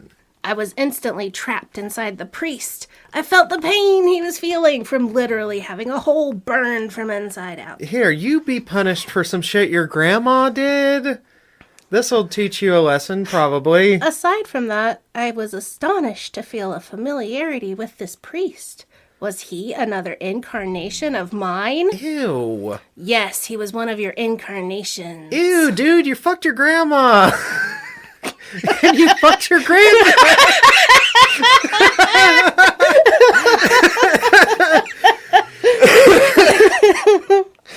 Bro, what the fuck? Nigel jerked me out of him moments before death so I could witness his soul, and apparently my soul as well, leave his gravely damaged body. Too close for comfort. And then I did the math, and she would have had to be the soldier on Iwo Jima and this reverend at the same time. Because her grandmother would have been around 40 years older than her. Mm-hmm. She was born in 75. Right. Which would have been 1935 when her grandma would have been born. Right. So 10 years later, 15 years later, this would have been happening in the 40s. Right. So at the same time as she's a soldier on Iwo Jima, she's also this priest. This gay priest. This gay question? Bye priest. Yeah. Yeah. Bye priest. Bye priest. I was done. I needed a break. Nigel, please. I can't take it anymore. You've broken me. I'm out of witty remarks now. Please, no more. You will be done when I say you're done. But I am a merciful spirit, and I can see you need a respite. That's why this next little aside will be very informative and truly painless. Okay. She is taken back to her incarnation as a Tibetan monk. It sounds boring. He's me. That is. He is one of my incarnations. One chapter. Oh, it's so peaceful here. Okay, bye. Okay. Moving on. Yep. Have you noticed that all of her incarnations have been men? Mm-hmm. I think that's really weird. Yeah, it is pretty weird. He's like, oh, look at all these lives. You did great. But now that you're a woman, you're fucking it up, you idiot, Yeah. you inbred bitch. I know. It's so weird. That is weird. Okay. Fucking hate this show.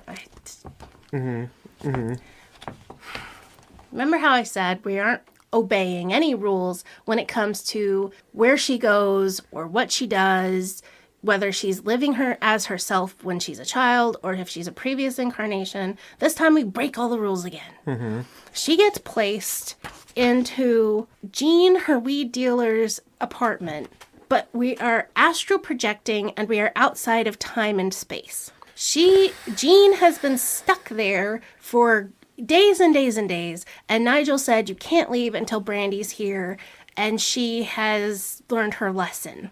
Why are you punishing Jean? So What did Jean do? He's done nothing Oh, except he sells he weed. sells weed. Yeah. He's Okay, also so that like makes him a a bad law person. student who smells weed. Who Why sells are weed. you selling weed, dog? He should know You're better. gonna be a liar. Yeah. That's weird. I noticed Eugene was busy packing his volcano, which I guess is a bong. It also looked like we had plenty of DVDs. See, you're still not getting it.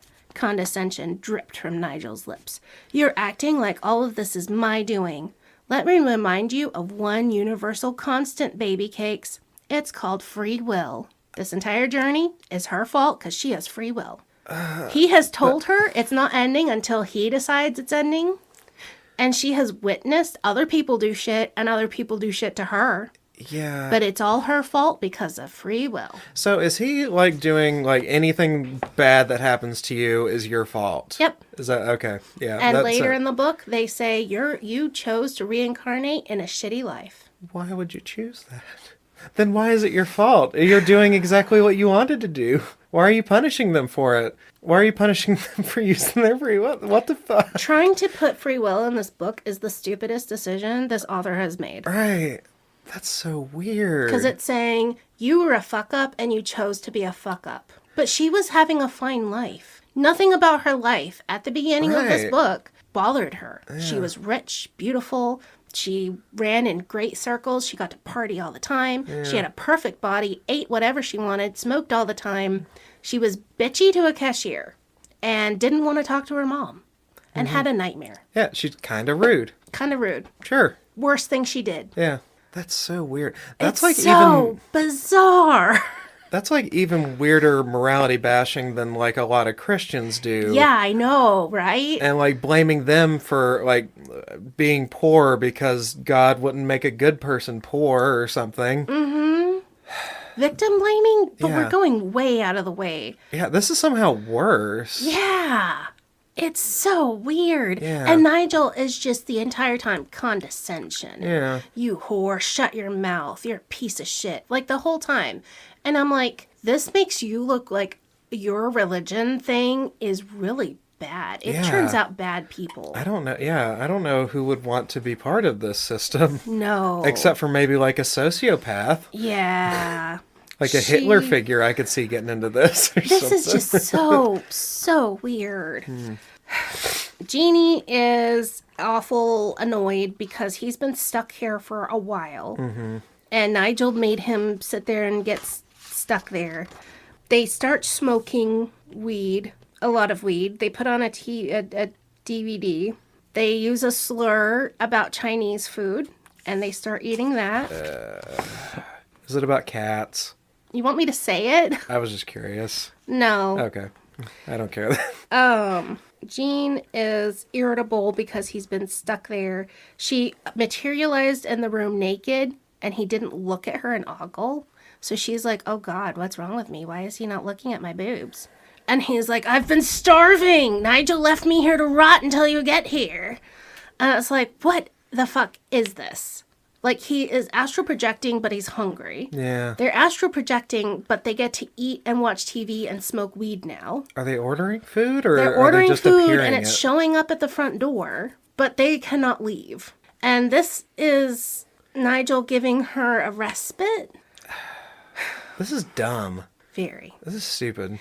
I noted that I actually cared that we got along.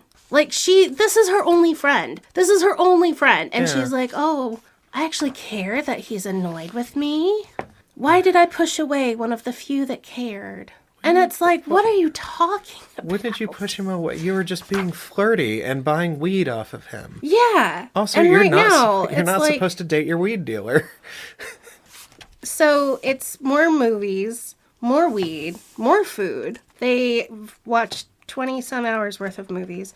I observed both of our emotions were more on the surface here.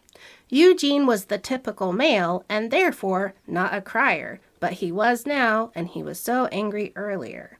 I suppose it could be attributed to all the weed and alcohol, but it was more than that.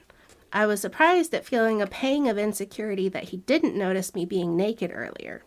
Ever since I hit puberty, I never failed to turn a straight man's head, even made plenty of gays take a second look. She's so femininely attractive that she turns gay. That's not how that works at all. This book is pretty sure you can turn a gay man straight. That's stupid. We even have a character rape a gay man and make him aroused and excited with her feminine ways. That's fucking weird. And guess what? It's Brandy's mom who did that. God damn it. Which I think is where we go after this. Mm-hmm. So then they have finally move.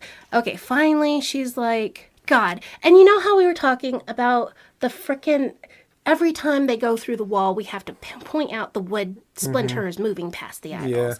Every time they smoke weed, we have to go into details about what strain it is, what awards it won, how they smoke it, how much it's in it.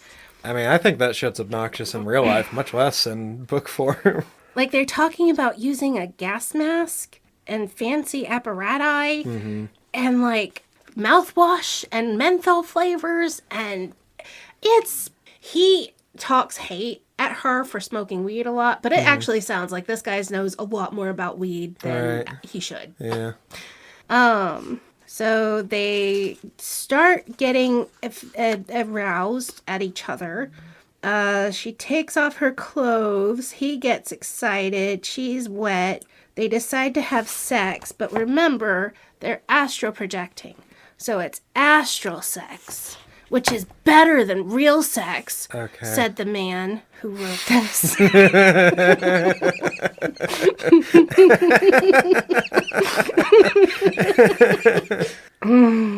It's like, the sex is always better in my head. This guy's fucking weird. I heard of astral sex in my studies of New Age material, but never thought much of it. After all, I already cornered the market on sex, didn't I? She's obviously read a lot about New Age stuff if she's read about astral sex. Mm-hmm. I had to read 5 or 6 or 7 books on astral projection and New Age stuff before I ever got to that. Yeah. And that was like an obscure blog on the internet. Yeah. Like, that's just not common New Age stuff. Mm-hmm. Finally, there was one large heavenly surge that I could only take to be astral orgasm. I couldn't conceive that it could get more intense than it already had, but it did. Extra orgasm. Had a double cum. So they lay there, both excited by how great it was. He calls his penis the thundercock. Yeah, that's pretty cool. Yeah, I get it. She realizes she wants to go again and starts rubbing. I began to massage his manhood vigorously. His thundercock, yeah. His thundercock. He then disappeared before my eyes, leaving me more than wanting, my hand grasping air. Because Nigel's been watching. Why is he always watching? That's weird. He was eating popcorn as if watching a movie, and there were a couple of dirty socks tossed to the side of his chair. Ew!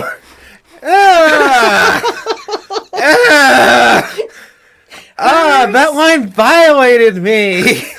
Her spirit guide has been getting off on. No. Literally. Why is Okay, he's moralizing all of her quote-unquote deviant behavior, but he's just sitting there voyeuring while jerking it without their consent or knowledge. He's invisible and can just... And here's the thing that makes me also really pissed off. I was left in a bad way. I couldn't go any further until I got more of what I just tasted. No, she doesn't fuck Nigel. No, she doesn't. Okay. She's left with blue balls. Okay. I wasn't a fan of the C word, but the only way to describe it was that I got cunt bunted, given a dose of the same medicine I dealt out to Jeannie. Oh my and numerous God. other men, leaving them wanting more. Jesus. She learns how annoying blue balls is and swears to herself not to do that to those poor men again. No. Along with the whole, getting your cock and balls twisted in your pants hurts. She's learned her lesson not to give blue balls to guys. This fucking sucks.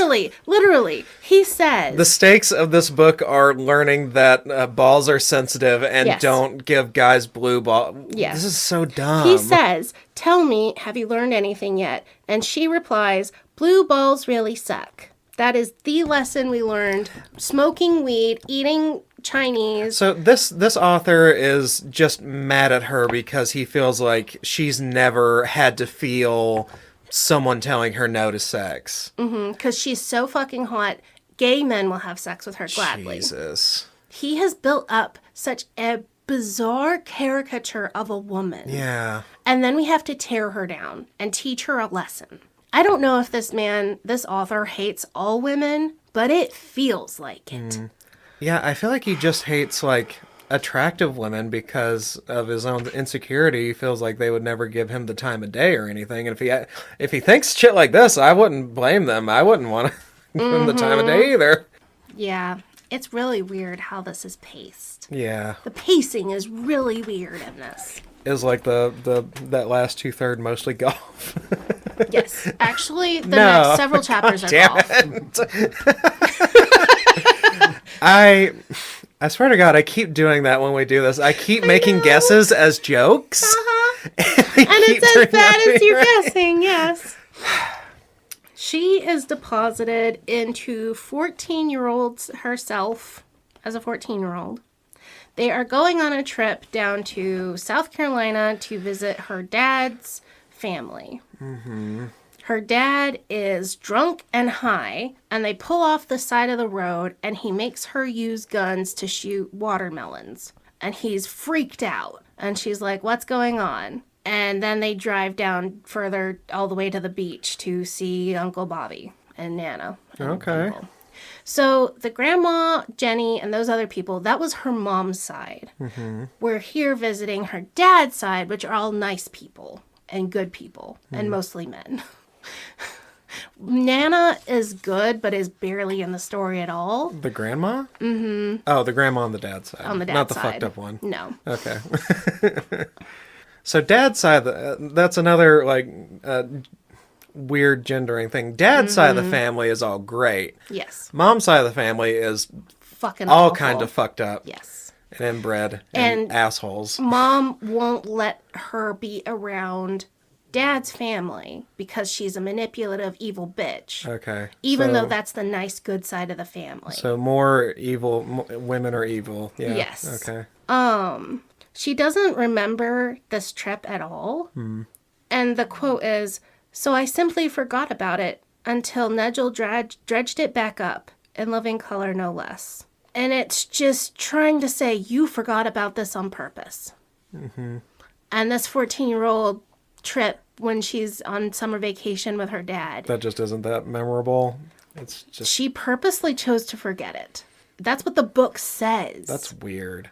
Okay, Even though you're nothing gonna traumatic forget... happens in this section. Yeah. Literally the entire time they're there. They go shooting guns first, which she gets knocked down when she's shooting a shotgun or something, and rolls in a fire ant nest, which would hurt, but it's not a trauma. Yeah.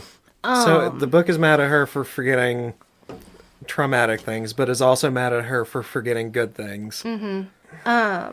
It's just calling her stupid. Yes.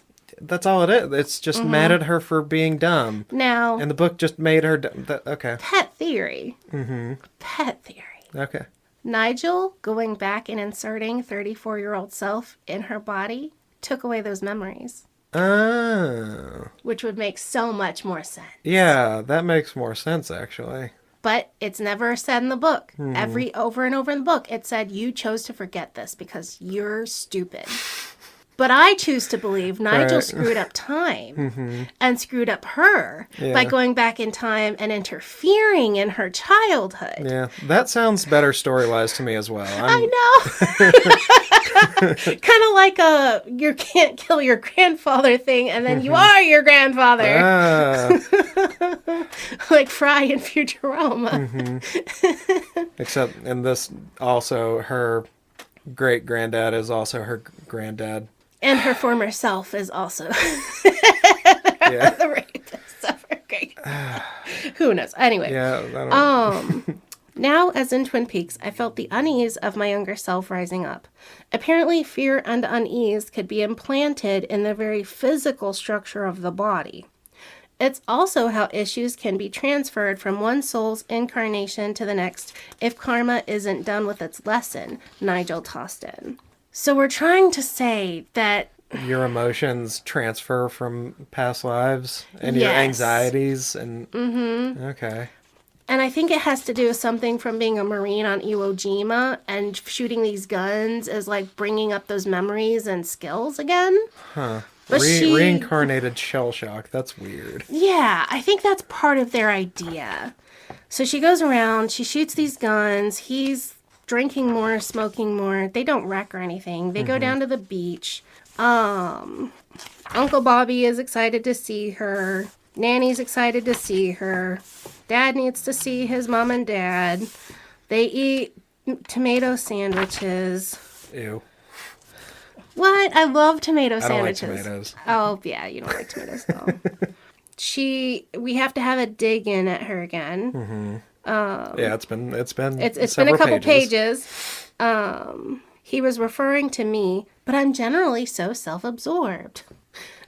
Because every other page, we have to have something that's insulting to her. Yeah. We cannot go a couple of pages without insulting her. Yeah, even intelligence. she's getting in on it. She's like, wow, I used to be such a bitch. But remember how I said this is 50-year-old her writing about 34-year-old her experiencing her life as Oh, a okay, so that's a 14-year-old? comment up from herself Yes. in the future. Gotcha. Which is why I kept, like, why is this character writing, why is this narrator speaking Being this so way? disparaging.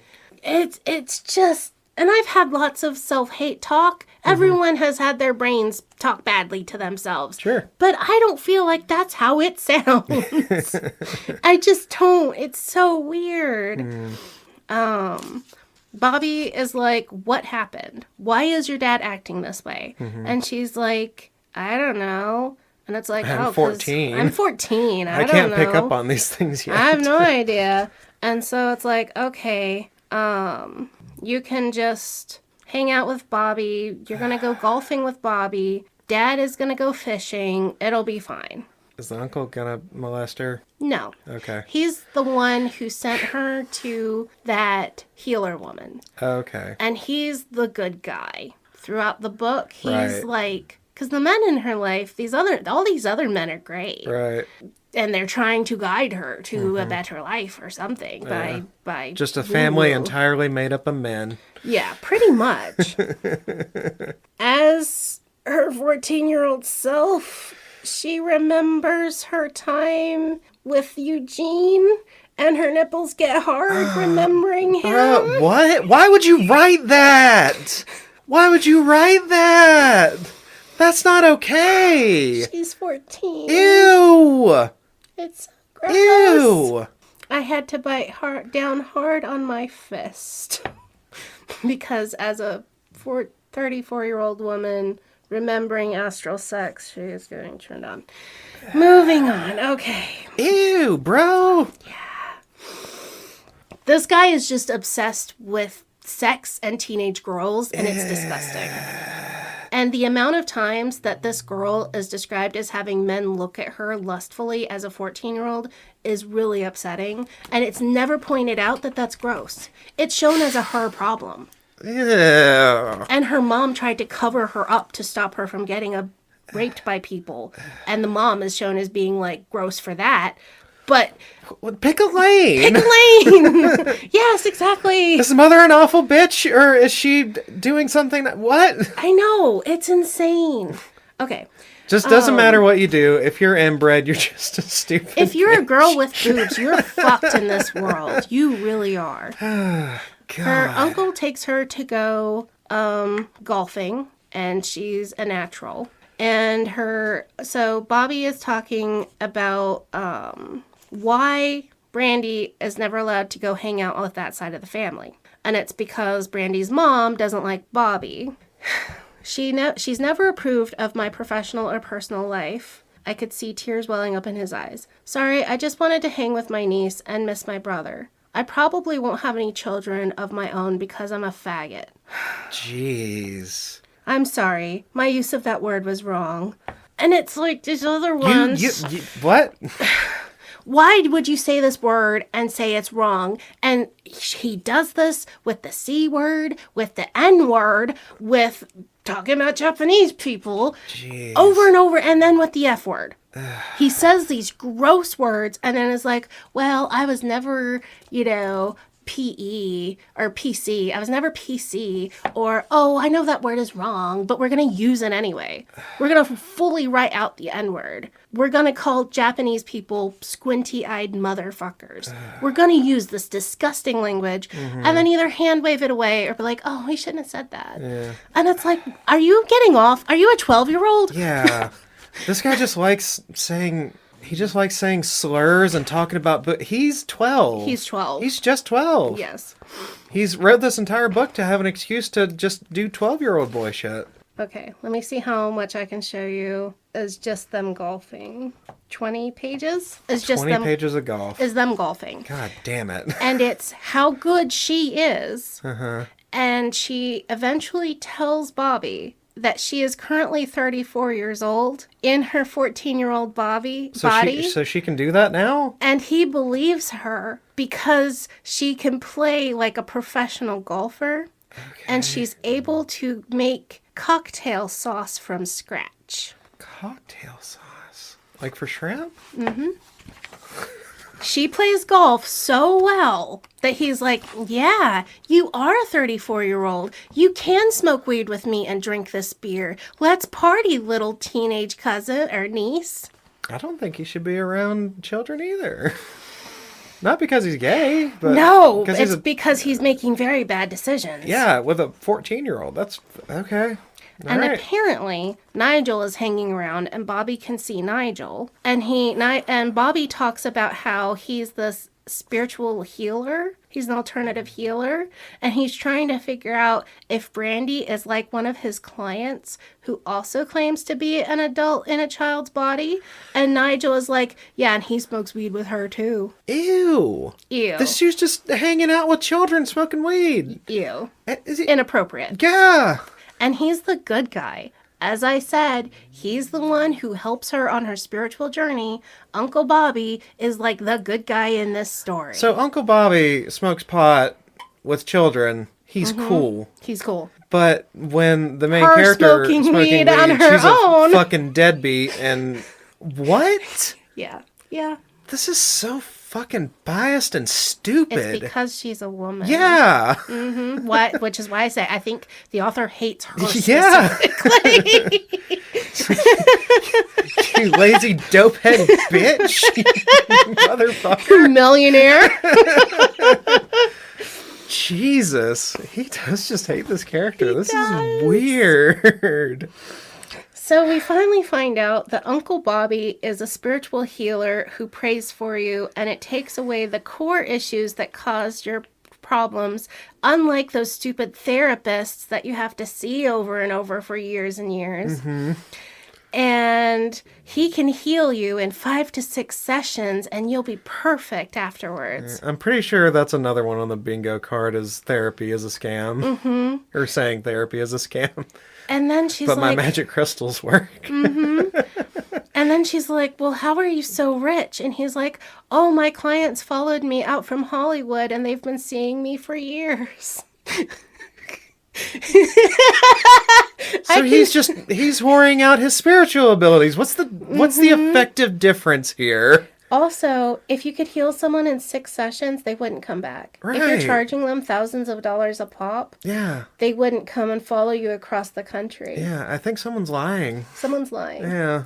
And she is like, yeah, but what do you actually do? And he finally admits that he knows how to pray to the source and use his hands. And he's a touch psychic. Ew, I don't like that. That's his ability. He's being a touch psychic with children? That's Yeah. not okay. I know. No, you're not allowed to do that. Don't do that. He says, here's the answer of what he does. The art of non-doing is an accurate description. Motherfucker. What? My greatest power is to not do it. Mm-hmm. Besides knowing the right questions to ask at the right time, along with an inner knowing of where to place my hands. Ew. He's a he's just He's a handsy. healer. He's just a hands-on healer. Mm-hmm. He touches you, prays over you, blows some smoke on your face, and you're better. Okay. Step Sure. 3, profit. Yeah. Apparently. So she's very impressed by how much money he makes and how successful he is. Are you shitting me? I was truly impressed, and I wasn't easy to impress. I knew that gobs of movies were shot here because he's saying a lot of his clients are from Hollywood. They came out here, and he got them to shoot their movies here so that they could see him because he's just what That they good. need. Yeah. That good. Okay. I was beginning to realize that Nigel was right. I didn't think much past my own tits, and it was apparent that it was a fault of mine, a fault that I would endeavor to repair. Because we haven't had an insult this page yet. Yeah. Don't forget, I'm a stupid bitch. Don't forget. I feel like I've been saying that too much. But that's what this book says. I know, I'm pantomiming the book. Yes. But just me making fun of it feels like too much. I know. I'm beginning to gross myself out a bit. It's insane. Do you believe me? She spills her guts and says, I'm a 34-year-old in a 14-year-old body, blah, blah, blah. And he says, I believe your soul is an old soul born into a difficult family for one last challenge. And that's just what we're going with here. Okay. We're just going with she chose to reincarnate as this person and deal with all of this shit. And just have a terrible life and be stupid. He says, I believe you, especially after the way you played golf and how you said things, but you gotta admit, this is pretty out there. Nah. Nah, dude. This is fine. They get back to the house, and she goes to take a shower, but Bobby yells at her. I remembered instantly what he was hollering about. I buried bunches of stuff between my 2 ears, but not this daddy issue inspiring event. Okay. Her dad passed out on the beach from weed and booze. The tide is coming in and he's about to drown. So Bobby goes down there and has to pick him up and drag him up to the house and shower him off and put him to bed because he's sunburned and high and passing out. Okay. And that was traumatic? Apparently. That was the only thing that actually happened. So then that evening, it's just her and Bobby, and they smoke weed and drink together. Okay. And then the next day goes, and then it's moving on. And then it's like, okay, what's going on? Ever wonder how your family paid for the house in Dunedin, paid for the property in Thornblade, paid for the cars, paid for your school at Bob Jones? Again, with my thoughtlessness. I never really put much consideration into it. And the reason that they were able to pay for all of this stuff is her mom was a prostitute. This is the big reveal at this point. Okay. Her mom slept around. I feel like that's a misrepresentation. I don't think that prostitutes actually do that well like that. That's weird. And it's like... And what a bastard doing that kind of work to provide such a great life for her daughter. Right. To What buy an property. asshole. And like... And it's really weird. Okay, so her mom is described as being prettier than her. Okay. She's already a model. Yeah, she's already, like, tipped the scale as far as this book is concerned. She's a 10. Yeah. You can't go past 10 on the 10 scale, but her mom is an 11. Okay. Bobby says, anyway, you know how attractive your mama is. Based on looks alone, she's one of the few women who could make me rethink being queer. Okay. I mean, it's just stupid. Long story short, she paid for it with her body. It started with your grandparents pimping her out. And the reason her dad is flipping out is he suspects your mother and grandparents have designs for you too. So the idea is they've been pimping out her mom to make money. They're gonna start pimping out her to make more money. But in a small town in South Carolina, I do not see how that is a sustainable business plan. No, it doesn't make any sense. Like, there's just not enough free-flowing cash to, like, live mansion level. Properties. Yeah. And take care of your grandparents and yourself and your family and buy all that shit. And it's not really talked about, but it's kind of insinuated that the grandparents are, like, preachers, snake handling preachers. But... it's like that would make more sense where that's where the money comes from, is that they're screwing around with their congregation or stealing money or even just being prosperity preachers or whatever. She tells Bobby that she's worth millions because she got to adulthood and went to a strip club and became a prostitute. And he says, it doesn't sound as if money bought happiness or peace of mind. Uncle Bobby threw back just as fast. That's a fair assessment. Introspection made my stomach turn. So it's just more, she never thinks about anything. And then we're getting to like the end of all this. I never stopped to think just how important this trip to the Low Country was to a high school sophomore. She had no memory of this trip at all. She couldn't remember as an adult having been to Fripp Island. And that's where all of this is happening. Yeah. That's so At weird. one point in the book, it says that she has no memory of herself before the age of 25, which would imply brain trauma. Right. That would imply severe PTSD or severe drug use. Most people, even who have had trauma and PTSD, remember some stuff. Yeah. Some things. When they moved someplace or a decision they made or a job they had. She has apparently blocked all of it out willfully. Yeah. Oh, she plays golf with her dad, and she's just as good doing it then. Holy shit was the refrain I heard most of the day. She wants to know from her dad the whole story. You're finally beginning to see past those buoyant boobies of yours. Nigel's voice sibilated to me from nowhere. Ew. I hate Nigel. Nigel's a bastard. Yeah. She cusses, and her dad says, don't cuss. I was quiet but pleased by the rebuke. I missed the discipline my father instilled in me. Ew. I hate that more than the... Like, we have to go back in time and get chastised by our father to be and a it's good not... person again. What the fuck? I know. This is weird. I'd say there are some daddy issues, but I don't think it's really daddy's fault. No. Daddy reveals that he is not her bio father. Is it the cousin? No. 'cause Granddad? That was, no.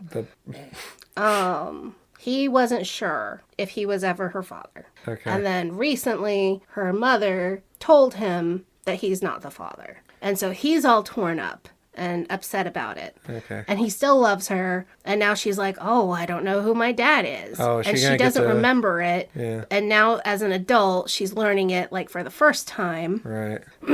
Who was But my... this is a memory. This is a memory, but she Locked it up. Okay. blocked it willfully. Fine. Who was my real father? What did he look like? What were his strengths and weaknesses? They could explain some of my unique personality traits. Would that be your unmatched narcissism or setting the record for being potentially the youngest, most beautiful Alzheimer patient ever? Nigel projected into my mind. What the fuck? He's just nasty. Yeah, there's no point to any of this. No, there's no point to any of this except to say you are You're a bitch. stupid bitch. I spent a lifetime battling between beauty and substance, with substance taking the ass whipping 9 times out of 10. You just smoke pot, dude. What's up? You're barely a substance abuser. She smokes pot. Yeah. That's it. She has partied at parties and, like, tried drugs, but she doesn't use them. Yeah. She barely drinks. Like, it makes a point of her saying, I really don't drink much. Yeah. She drinks at parties with people who she's doing events with. Like casually. Casually. Yeah. She's not an alcoholic. Okay. She's not a drug user. So fucking weird. We have to bring up that she didn't go to college, and she's so ashamed because she didn't walk for high school, and she didn't go to college, and she's just a dumb bitch. Love that for her. But she's also a millionaire. She's a millionaire. What the fuck does it matter? She didn't go to college. She even points out that she might be the richest high school dropout ever. Jeez. She leaves her body, and this is where we're doing some time-bending shit at this point. Okay. She just played a fantastic game, beat everyone else at golf, and did the best. But after she gets pulled out of her body, I heard Daddy console me on how tough the game of golf is, because she played badly in reality. Oh, okay. So this...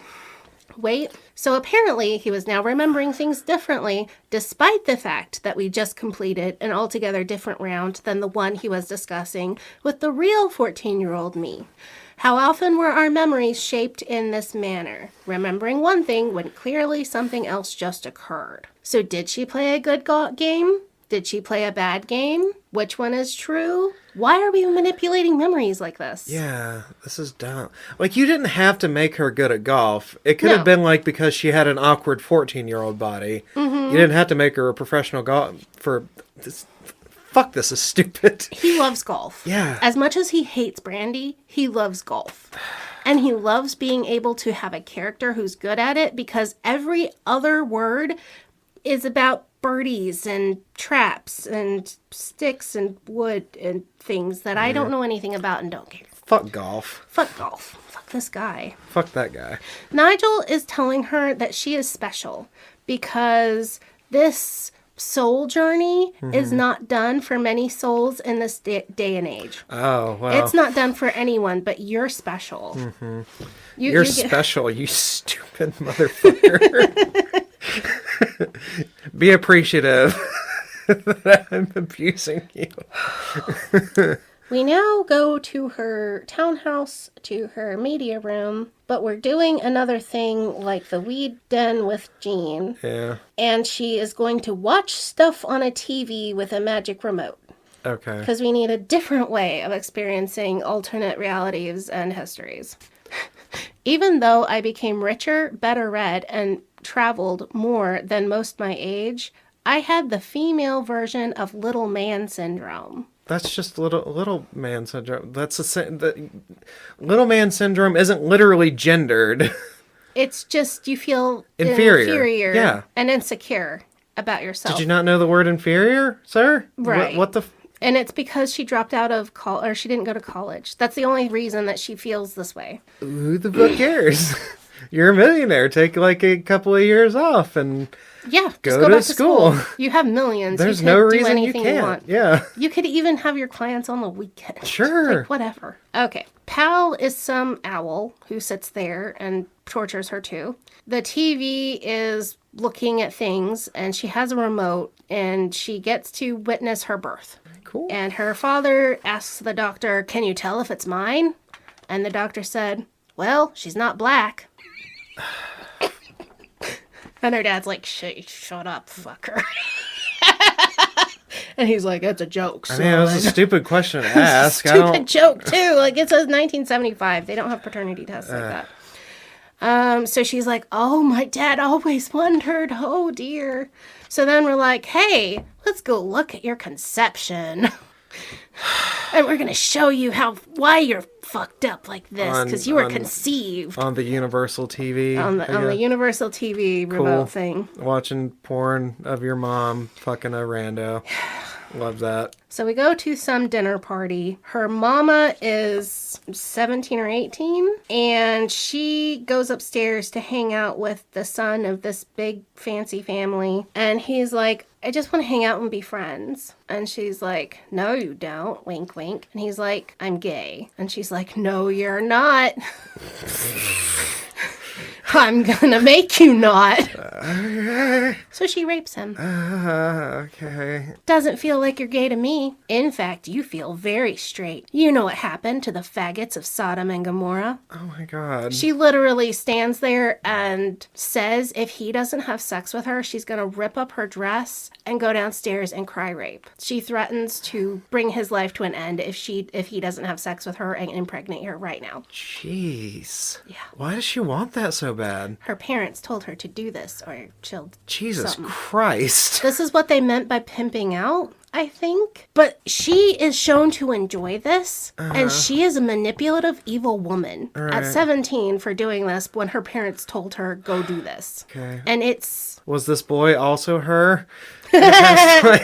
You know what's really disgusting is this remote thing she's holding in the media room makes it so she feels the feelings of every other person in the room. Ew. So she feels his excitement and fear and her mom's euphoria over control and power and raping him. And she then also comes when they come. No! God damn it! You keep thinking it can't get worse. Ew! You keep getting to the point. Stop coming with your parents. Stop that. That's a crime. Why? Stop it. Get some help. So... Brandy's like, why are you doing this to me, evil owl? Why are you doing this to me? And the owl says, all of what I'm showing you is an exercise in developing your third eye. Not to mention educational. I mean, you're learning something, but you're not learning anything good. The nausea you're feeling is a touch of Kundalini syndrome. Ew. I think if I was watching my parents fuck, I would just throw up and that would be normal. Yeah. I think that's the normal reaction to watching yourself get conceived. I think this is just... Why, if this is a part of going into becoming enlightened, why does anyone do it? This isn't attracting anyone to spiritualism. This is driving them away. So I must come and bring you to the lesson she learns from this. No one should ever come again. All coming must end. I sensed Mama's pleasure at having her large prey so easily off balance and on the ropes. It was the same kick of pleasure I enjoyed so many times as I massaged egos, among other things, with one hand and emptied wallets, jewelry boxes, and borrowed flashy car keys with the other hand, all in plain sight. That is not the same thing. This author literally equates being a prostitute with raping a gay kid. Okay, but the equation is that she's raping her clients? Mm-hmm. That having sex with them and getting paid for it is the same. She's doing a crime to them. Mm-hmm. And herself, because earlier Nigel said, you're raping yourself.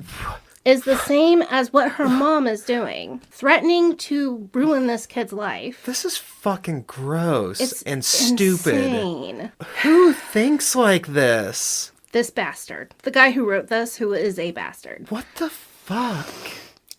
This doesn't make any sense. All right. Mostly, I wouldn't or couldn't get off with my clients, but this was another type of orgasm altogether. But you can come with your parents? Fuck! Why do I keep saying it?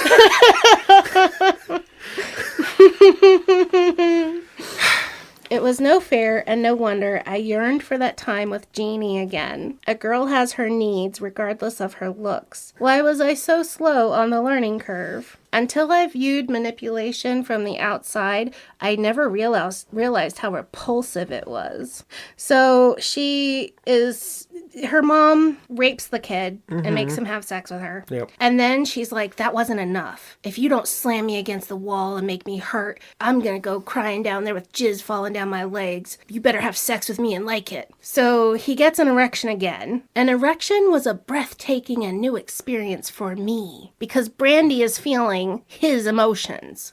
She's like, and the author is like, you need to feel what it's like to be blue-balled. You need to feel what it's like to have an erection. And you need to know what it feels like to get your balls squeezed, woman. Okay, this guy got told one time. It is way too hot. This guy got told one time, you don't know what the pain of going through childbirth is like. Yes. And he got so goddamn mad about that. He wrote this entire book so that a fictional woman, could know the pain of being a man. I'm guessing at no point was there ever a male character in this book that had to know what a period feels like every month. Oh no, men never learn anything. Yeah, shedding the lining of your vagina just because you have one, or shedding the lining of your uterus is what I mean. Yeah, I love this one sentence, and then we will completely move on. Yep. Adam was relieved he wasn't completely gay. Even though, as an adult man, he's still gay. Later, when we meet him at the end of the book, he's still gay. So he's just like, okay, I'm a little bi. Here's the stupid thing, too. She gets pregnant with Brandy at this moment in time, which is not how pregnancy works. Right. You do not become instantly pregnant. Yeah. He claims, though, in the deepest part of a woman's soul, she knows the instant she is with child. God damn it. Which is so stupid and not true. Yeah. He also seems to think that souls integrate with their fetus bodies at around 4 months of gestation. I mean, another fucking arbitrary line, sure. And Brandy did it at the very last moment because she wanted to avoid this life as long as possible. So she didn't have a choice. Did she choose this or not? Right. And then the owl is like, you're learning this super fast. You're gonna be super spiritual in no time. Yay. I learned quicker than Nigel? What exactly did I learn quicker? Don't let that go to that voluptuous vapid head of yours, Brandy. Nigel's irritated voice popped from everywhere and nowhere. Can't let her go too long without letting her know that she's a stupid bitch. Mm-hmm. We go back in time. No, we're watching on the TV. We watch her hang out with her first boyfriend named Ronnie. And this was before I became, for lack of a better word to use, a cunt. Because we don't like using the C word, but we're going to use it in this book as often as we can. Okay. Ronnie is a sweet kid. They do acid, they drink, they go to NASCAR, they drink, they go to parties. She comes home and her mom tries to kill her. She comes home from the party smelling like weed and her mom tries to kill her. So her dad steps in and she tries to kill him. So then the cops get called. They put her in the loony bin for 3 days. The kid? The mom. Okay, that's better. And Nigel says, ever wonder how she got to be this way? And she's like, no. Got to be. We already went through that. Right. Your conception was the turning point for her. Oh my God. You're literally blaming the fetus for being born! Mm-hmm. What?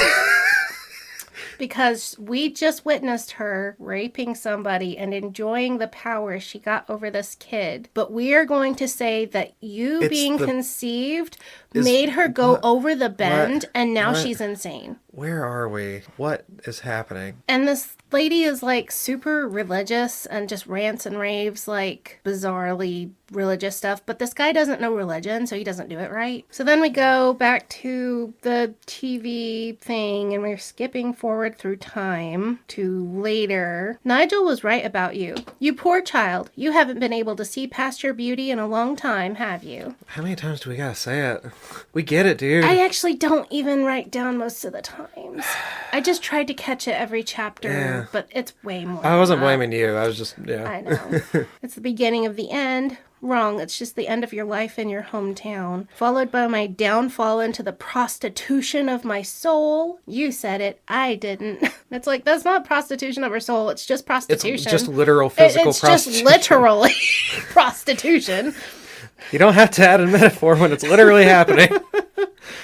She goes up to some place. They're smoking and drinking. And then she gets a call on her pager. And it has her dad's number or whatever. So she goes home. And when she gets home, her mom saved up all of her medication and baked it into dinner and put it in sweet tea and fed it to Brandy's dad. And so then her dad died. And when she got home, her mom was going to murder her, but she runs out of the house and her boyfriend's in the truck, so she escapes. And so then the cops get called and her mom gets locked up in a penitentiary for the criminally insane forever.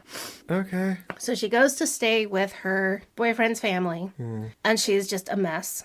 Clearly her fault. She's raging with guilt. Right. Because this is her fault. She's still. feeling guilt because she should have stopped her mom. What? And even Nigel's like, you couldn't have, you were a child. Like, even the owl and Nigel are like, dude, yeah, this isn't your fault. Okay.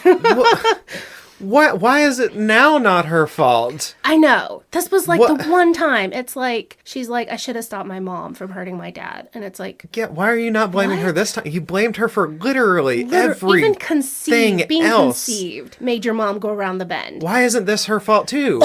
So she's like sitting there on Ronnie's bed and she's like, what am I gonna do? And he's like, damn girl, you could make a lot of money at a titty bar. Boyfriend? Her boyfriend. He's trying to joke. He's trying to be like, hey, you know, like, there's things to do. We haven't graduated yet, but we got time. Okay. You could work at a titty bar. Ha, ha, ha. She's like, wait, you're right. So she goes to the titty bar. She works and gets raped and hauled to D.C. He did the thing that I do.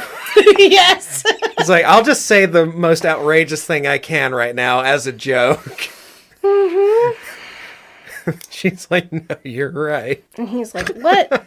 I was kidding. And she's like, no, it's a great idea. She stole his car, drove to the strip club. We hear that story. Right. She had blocked out all of this memory and now realizes she made the decision to become a stripper the day after her dad got killed by her mom. She was not in any kind of mental space to make any of these decisions. Right. She was just acting on impulse. She has been a fucking victim of everything. Right. We open chapter 16 with the quote, golf is the closest game to the game we call life. God damn it. You Fuck get golf. bad breaks from good shots, you get good breaks from bad shots, but you have to play the ball where it lies. Okay.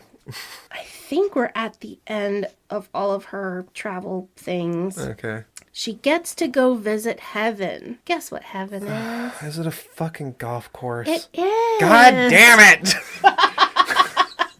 She gets to play golf with Ike Eisenhower. Fucking why?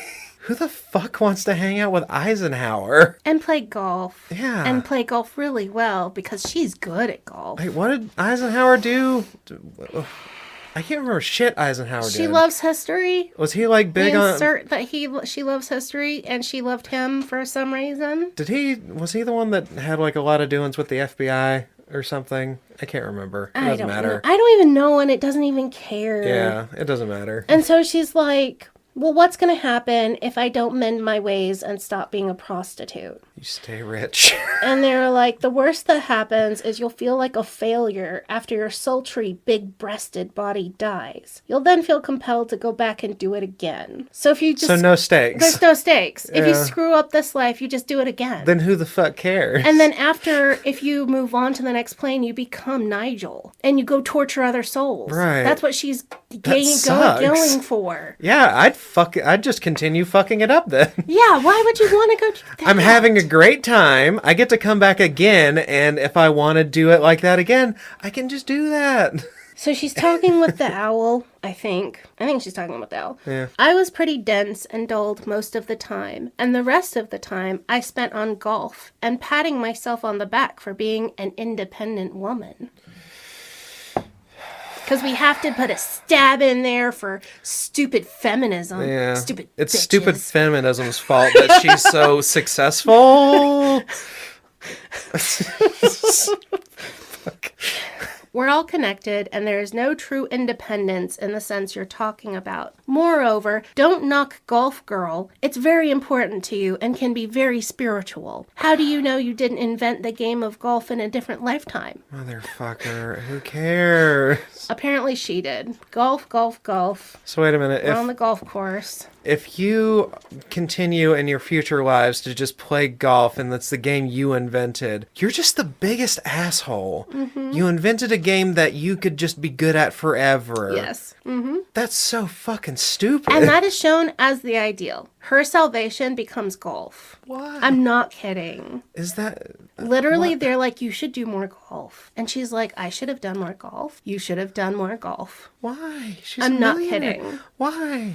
What is so spiritually enlightening about motherfucking golf? The author likes golf. That's why. That's so fucking stupid. Obviously, he likes it, and that makes it spiritual and good. It is completely arbitrary. I could say playing checkers is spiritual. Sure. You know, it has no meaning or Yeah, reason. If golf is the highlight of enlightenment, then yeah, sure. Who cares then? Nigel, how could I have blocked so much out? Even after all I've seen, I can still think of holes in my memory. It was the only defense you possessed in your arsenal, but it could only defend you for so long before it exacted its toll, Nigel explained. Okay, so you're admitting she had no other choice, but you've been calling her a stupid bitch this entire time. Mm-hmm. Because she was using her one tool. The one thing she had was Right. block out these bad memories. And you're mad at her about it. Mm-hmm. For the whole book. I always fucking hoped, stupid. I know, it's so stupid. I always hoped that I might change my sinful ways at some point in my life, preferably 5 minutes before my death. Being a sinner was more fun than being a saint, or so I always forced myself to believe, via being destructively adept at denial. This book really is that stupid. I have not, willfully chosen the sections that make no sense. Right. I have tried to choose the sections that would make The strongest point the that it's strongest trying to make. point. Yeah. Yes. Because so much of this book is golf. Half of this book is God. golf. The sentence, though, is she's, trying to, contemplate. She's on this earth. She's on this heavenly golf course or This whatever. guy just doesn't know how to land the plane, does he? No. This is way too long as well. This book is way too long. I suppose I could have asked if Earth was really a prop too, because, I don't know. But that would have just been too much to contemplate. We distracted ourselves from living our lives by trying to figure everything out, which is the opposite of the message up till now. Yeah, she was already enjoying her life. Yeah, she was already living it. She wasn't She was living it, not distracted. Right. That's the whole point. So what's the right answer? Not be a woman. Either... Fuck. Okay, there's these flowers that are also babies in the heaven golf course. And the only reason she goes and looks at them is so that the author could say, I never felt a matronly instinct in my life. This was mostly due to the fact that I lacked much positive influence from the mother figures in my own life, but I still made the choices and lived the life. I knew that physical damage incurred in the line of duty took my ability to have children. What? He thinks having sex makes you unable to have children. Being a prostitute means you're broken and can never have a child. She's never had a disease. She's never had cancer. She has never had anything worse than she got raped and got torn, but that doesn't prevent pregnancy. Right. That also wasn't her choice. That also wasn't her choice. She has done nothing more than weed. Yeah. She has not had her ovaries or her uterus ripped out. Right. This guy thinks being a prostitute means you are barren because he's a fucking idiot. Yeah. What the fuck? This is so weirdly stupid. Weirdly. Like, this isn't normal stupid. This is... I don't know what this is. She returns to her body. Finally, it's over. Oh my God, the trip is over. We are now at the end of the book. Thank God. I mean, how many pages is that? How do we wrap it? How do we wrap it up? I want you to take a wild guess what her salvation is going to be. And I did tell you at the beginning of the book. God, that was so long ago. Okay. She printed it out. What? The recipe? She has to... What? That So recipe, that essay, is her salvation. What does that mean? It is referenced 7 times in the next 10 pages. Okay. It tells her she needs to go to Fripp Island and buy property from that realtor. What? The one who wrote that recipe. Okay. This is her salvation. Why? This doesn't mean anything. John Sutton, the realtor, Okay. is the Mary Sue of the author. What? His name I'm is sorry? John Sutton, and the author's name is Chris Suddeth. Oh my God. And he is the Mary Sue because the author and the realtor are both called Mr. Mom and both have daughters with the initials EB. And that's what's on the back of the book. I get... Yeah, okay. I see why you didn't want... Okay. She goes home for Thanksgiving to Uncle Bobby. Okay. And she says, I'm thinking of a change. I'm going to go buy property on Fripp Island. And he's like, yes, my baby girl is redeemed. Why? Hallelujah, How do you know Jesus! this? Amethyst. Hallelujah, amethyst. Yeah. If a Teo for the win.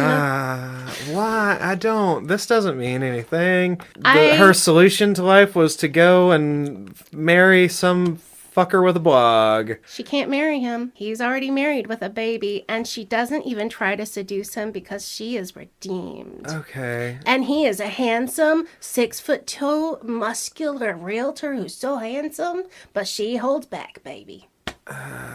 So her salvation is just to buy property off of a guy. Yes. And become a professional golfer. Okay. She has redeemed her life. She goes to Thanksgiving. She wraps up her life in D.C. She takes all of her money with her and uses it to buy property. Yeah. And How is she gonna do that without first doing all that? Okay. No, doesn't matter. Doesn't fucking matter. So I'm glad it didn't turn it into a romance weirdly at the last moment. I was so that's, desperately afraid of that too. Yeah. But we wouldn't have known it's it was a Mary Sue unless he was being called Mr. Mom. Right. Because that's in the foreword. We found out the author is called Mr. Mom. Okay. So There's more? I thought we were done. there's more. I'm really sorry. God. Okay. She comes home to Uncle Bobby. He Yeah. looks her up and down as like, have you gotten work done? What? First comment he makes to her is on her body. Fucking rude. He slaps her on the ass twice in the next several days because the gross. Okay, so it's fine for them. Both him and Nigel. Nigel. Both him and Nigel slap her ass, and it's fine for them. Mm-hmm. But, okay, yeah, it doesn't matter. It's just because she's a woman, right? She tries to tell him about falling in the shower, and that's Kundalini syndrome, which is the attunement. You fell in the shower, hit your head, it removed the narcissistic asshole out of your personality, is what he says. She's feeling better. Goddamn realtor's essay about Fripp and oyster stew. It just comes up over and over and over again. She goes to the real estate rental office, and it's very funny. Okay, I'm just going to show you. I'm not going to read it. Okay. This part is exactly the same as this part. We repeat the same paragraph twice. Was it just a typo, or? It was, except in this one, the realtor who's helping her is a man with a gold chain and a bad attitude. And in this one, it's a woman with a gold chain and a bad attitude. And we keep the woman who was the co-worker of Sutton, the realtor who became Mr. Mom, and we use Brandy to abuse her and be nasty to her. But that's okay, because we're going to improve our behavior next week. So he thought, I'm going to make this a man. No! This character's going to be an asshole. It has to be a woman. Yes. God Literally, damn it. it's here on paper. Jesus. Insane. Like, literally, Brandy throws a wad of $100 bills at this woman and knocks her phone off the hook and takes pleasure in just being nasty to this woman. I think the author had a coworker in mind that he used Brandy to assault. I think this person was based on an actual human. This is fucking weird, man. So she meets John Sutton, the Mr. Mom. Mm-hmm. I suppressed a nervous giggle. Wow. John was a 6'2", dark and sexy Mr. Mom. This is about weird. my age with definite upstate accent. This is weird. The things that might have been or still could be. I pondered aloud. No matter. Brandy's days of homewrecking are over, I whispered to myself. So... I'm not gonna be a stupid whore anymore. Guess what Mr. Sutton has been doing instead of being a realtor now that he's a stay-at-home dad? I guess he's writing novels. I'm starting to offer some alternative healing sessions. God damn it! Her Uncle Bobby is his mentor. Oh my god. So that's why her uncle was excited about it. This is a cult. I know it's a cult, but it's a cult. Mm-hmm. So she's like, I'm wanting to buy property. I haven't been on Fripp Island since I was a teenager. Show me houses. I wanna buy a house. And he's like, she's like, you want me as your neighbor? Because he's like, I can show you the property next door. And she's like, you want me as a neighbor? You sure about that? I might be crazy. And he says, I don't think so. You're ready for a change. The hairs on the back of my neck stood up. How could he read me so easily? Sounded like something Uncle Bobby would say to me. She just told him she hasn't been to the island in 15 years, and she wants to buy property here. And he says, you sound like you're ready for a change. Psychic! He saw into her soul. The lamest cold reading I've ever heard of. In his own novel, he can't be more intuitive than you're wanting a change. It's so fucking stupid. Fuck. She picks out 2 properties to buy, and Angelique, the bitch coworker that obviously the author knew and hated personally. Yeah. Is astonished at the wad of cash thrown at her and the millions dropped on property. Yeah, she's astonished. She's not just excited to have sold a house. Right. I just blew their minds. Much less of a mess than other things I normally blew. What if Lex, you're fucking rich? Good job? I don't... And I have to say, Mr. Mom is the fucking worst. Yeah. He got dropped off with the baby by his wife. His wife dropped him off with the baby. Okay. He rides around in the car with the realtor and doesn't have the baby in a car seat. Oh, God. He holds her. And then the baby is wet and hungry and he doesn't have a diaper bag. Oh. And he says, I need to take the baby back home so her mother can feed her and change her. Ew. He's a fucking awful dad to not have a diaper bag and a bottle. Jeez. When he makes a point of the mom had work to do in town. What the And he's fuck? calling himself Mr. Mom, and he can't be arsed to have a baby car seat or a diaper bag or even feed. And I would never go anywhere without my diaper bag when I had a baby with me. Right. He wrote it himself. And then she's like, oh, feeling matronly, can I hold the baby? He's like, yes, haha, so long as we go under 25 miles an hour. And it's like, this was 2009. You could not drive around holding a baby. Right. That's so You had weird. to have a baby in a car seat. Yeah. So because he's a retired realtor, she can't pay him for the houses that he shows her. So instead, she throws him the keys to her car and trades for his truck instead. Why?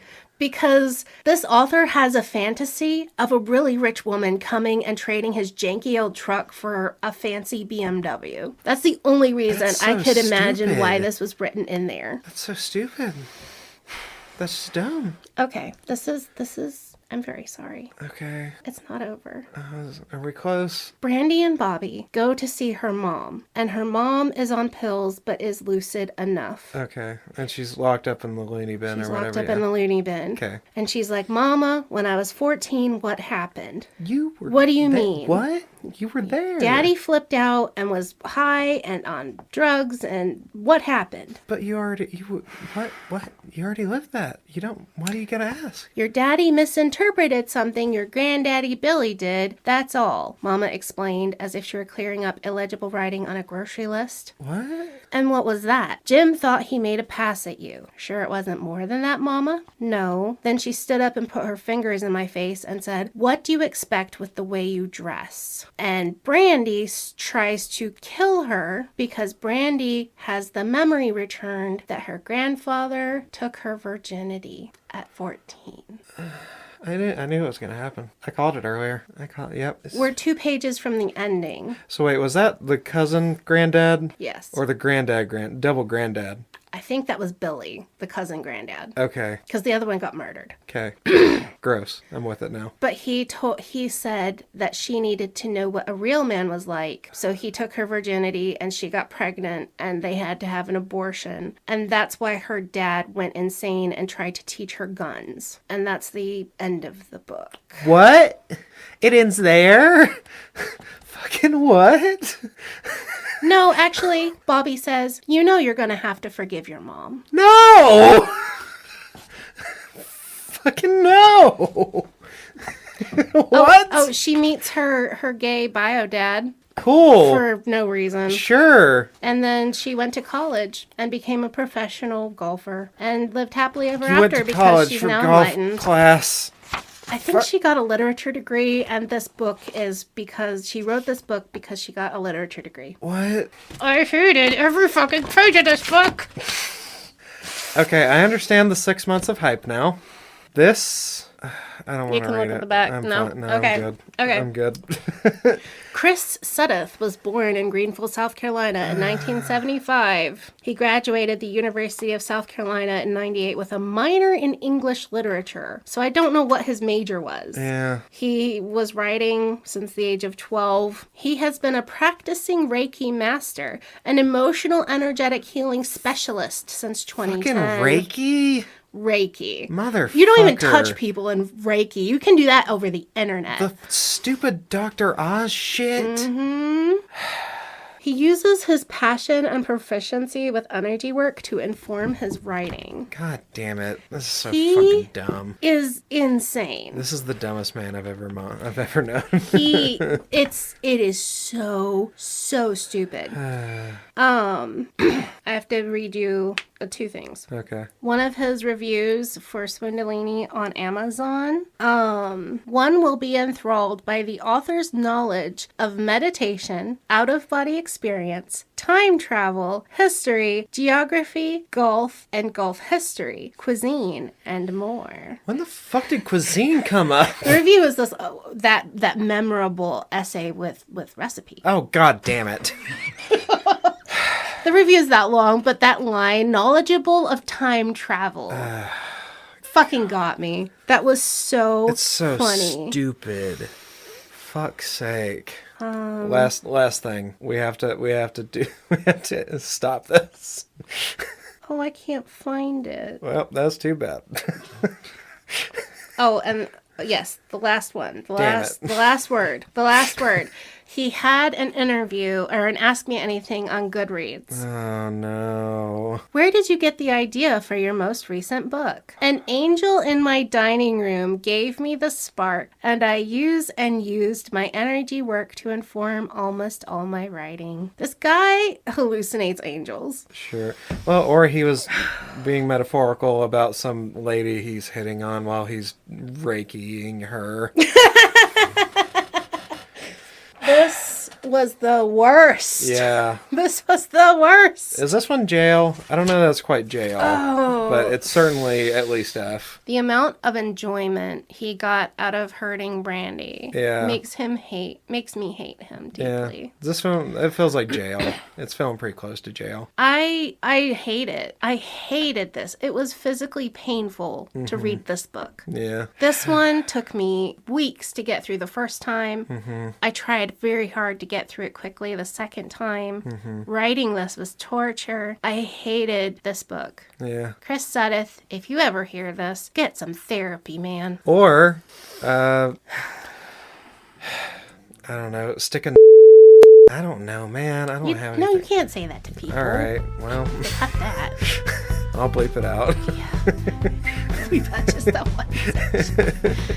Yeah, no. Reiki, bullshit. Get some real therapy. And if you're raising a daughter, fucking get it now. Yeah. God damn it. Jesus. Can you imagine having a dad with an attitude like that? Horrifying. That is horrendous. Yeah, this one was the worst. I'm glad I got a reprieve with Wicked and got to have a good one. Because now I'm back and goddamn was this a doozy. This was an F. This was go to jail. This was get some therapy, man. Did you have any good stuff out of it that you can see? Was there anything good in it?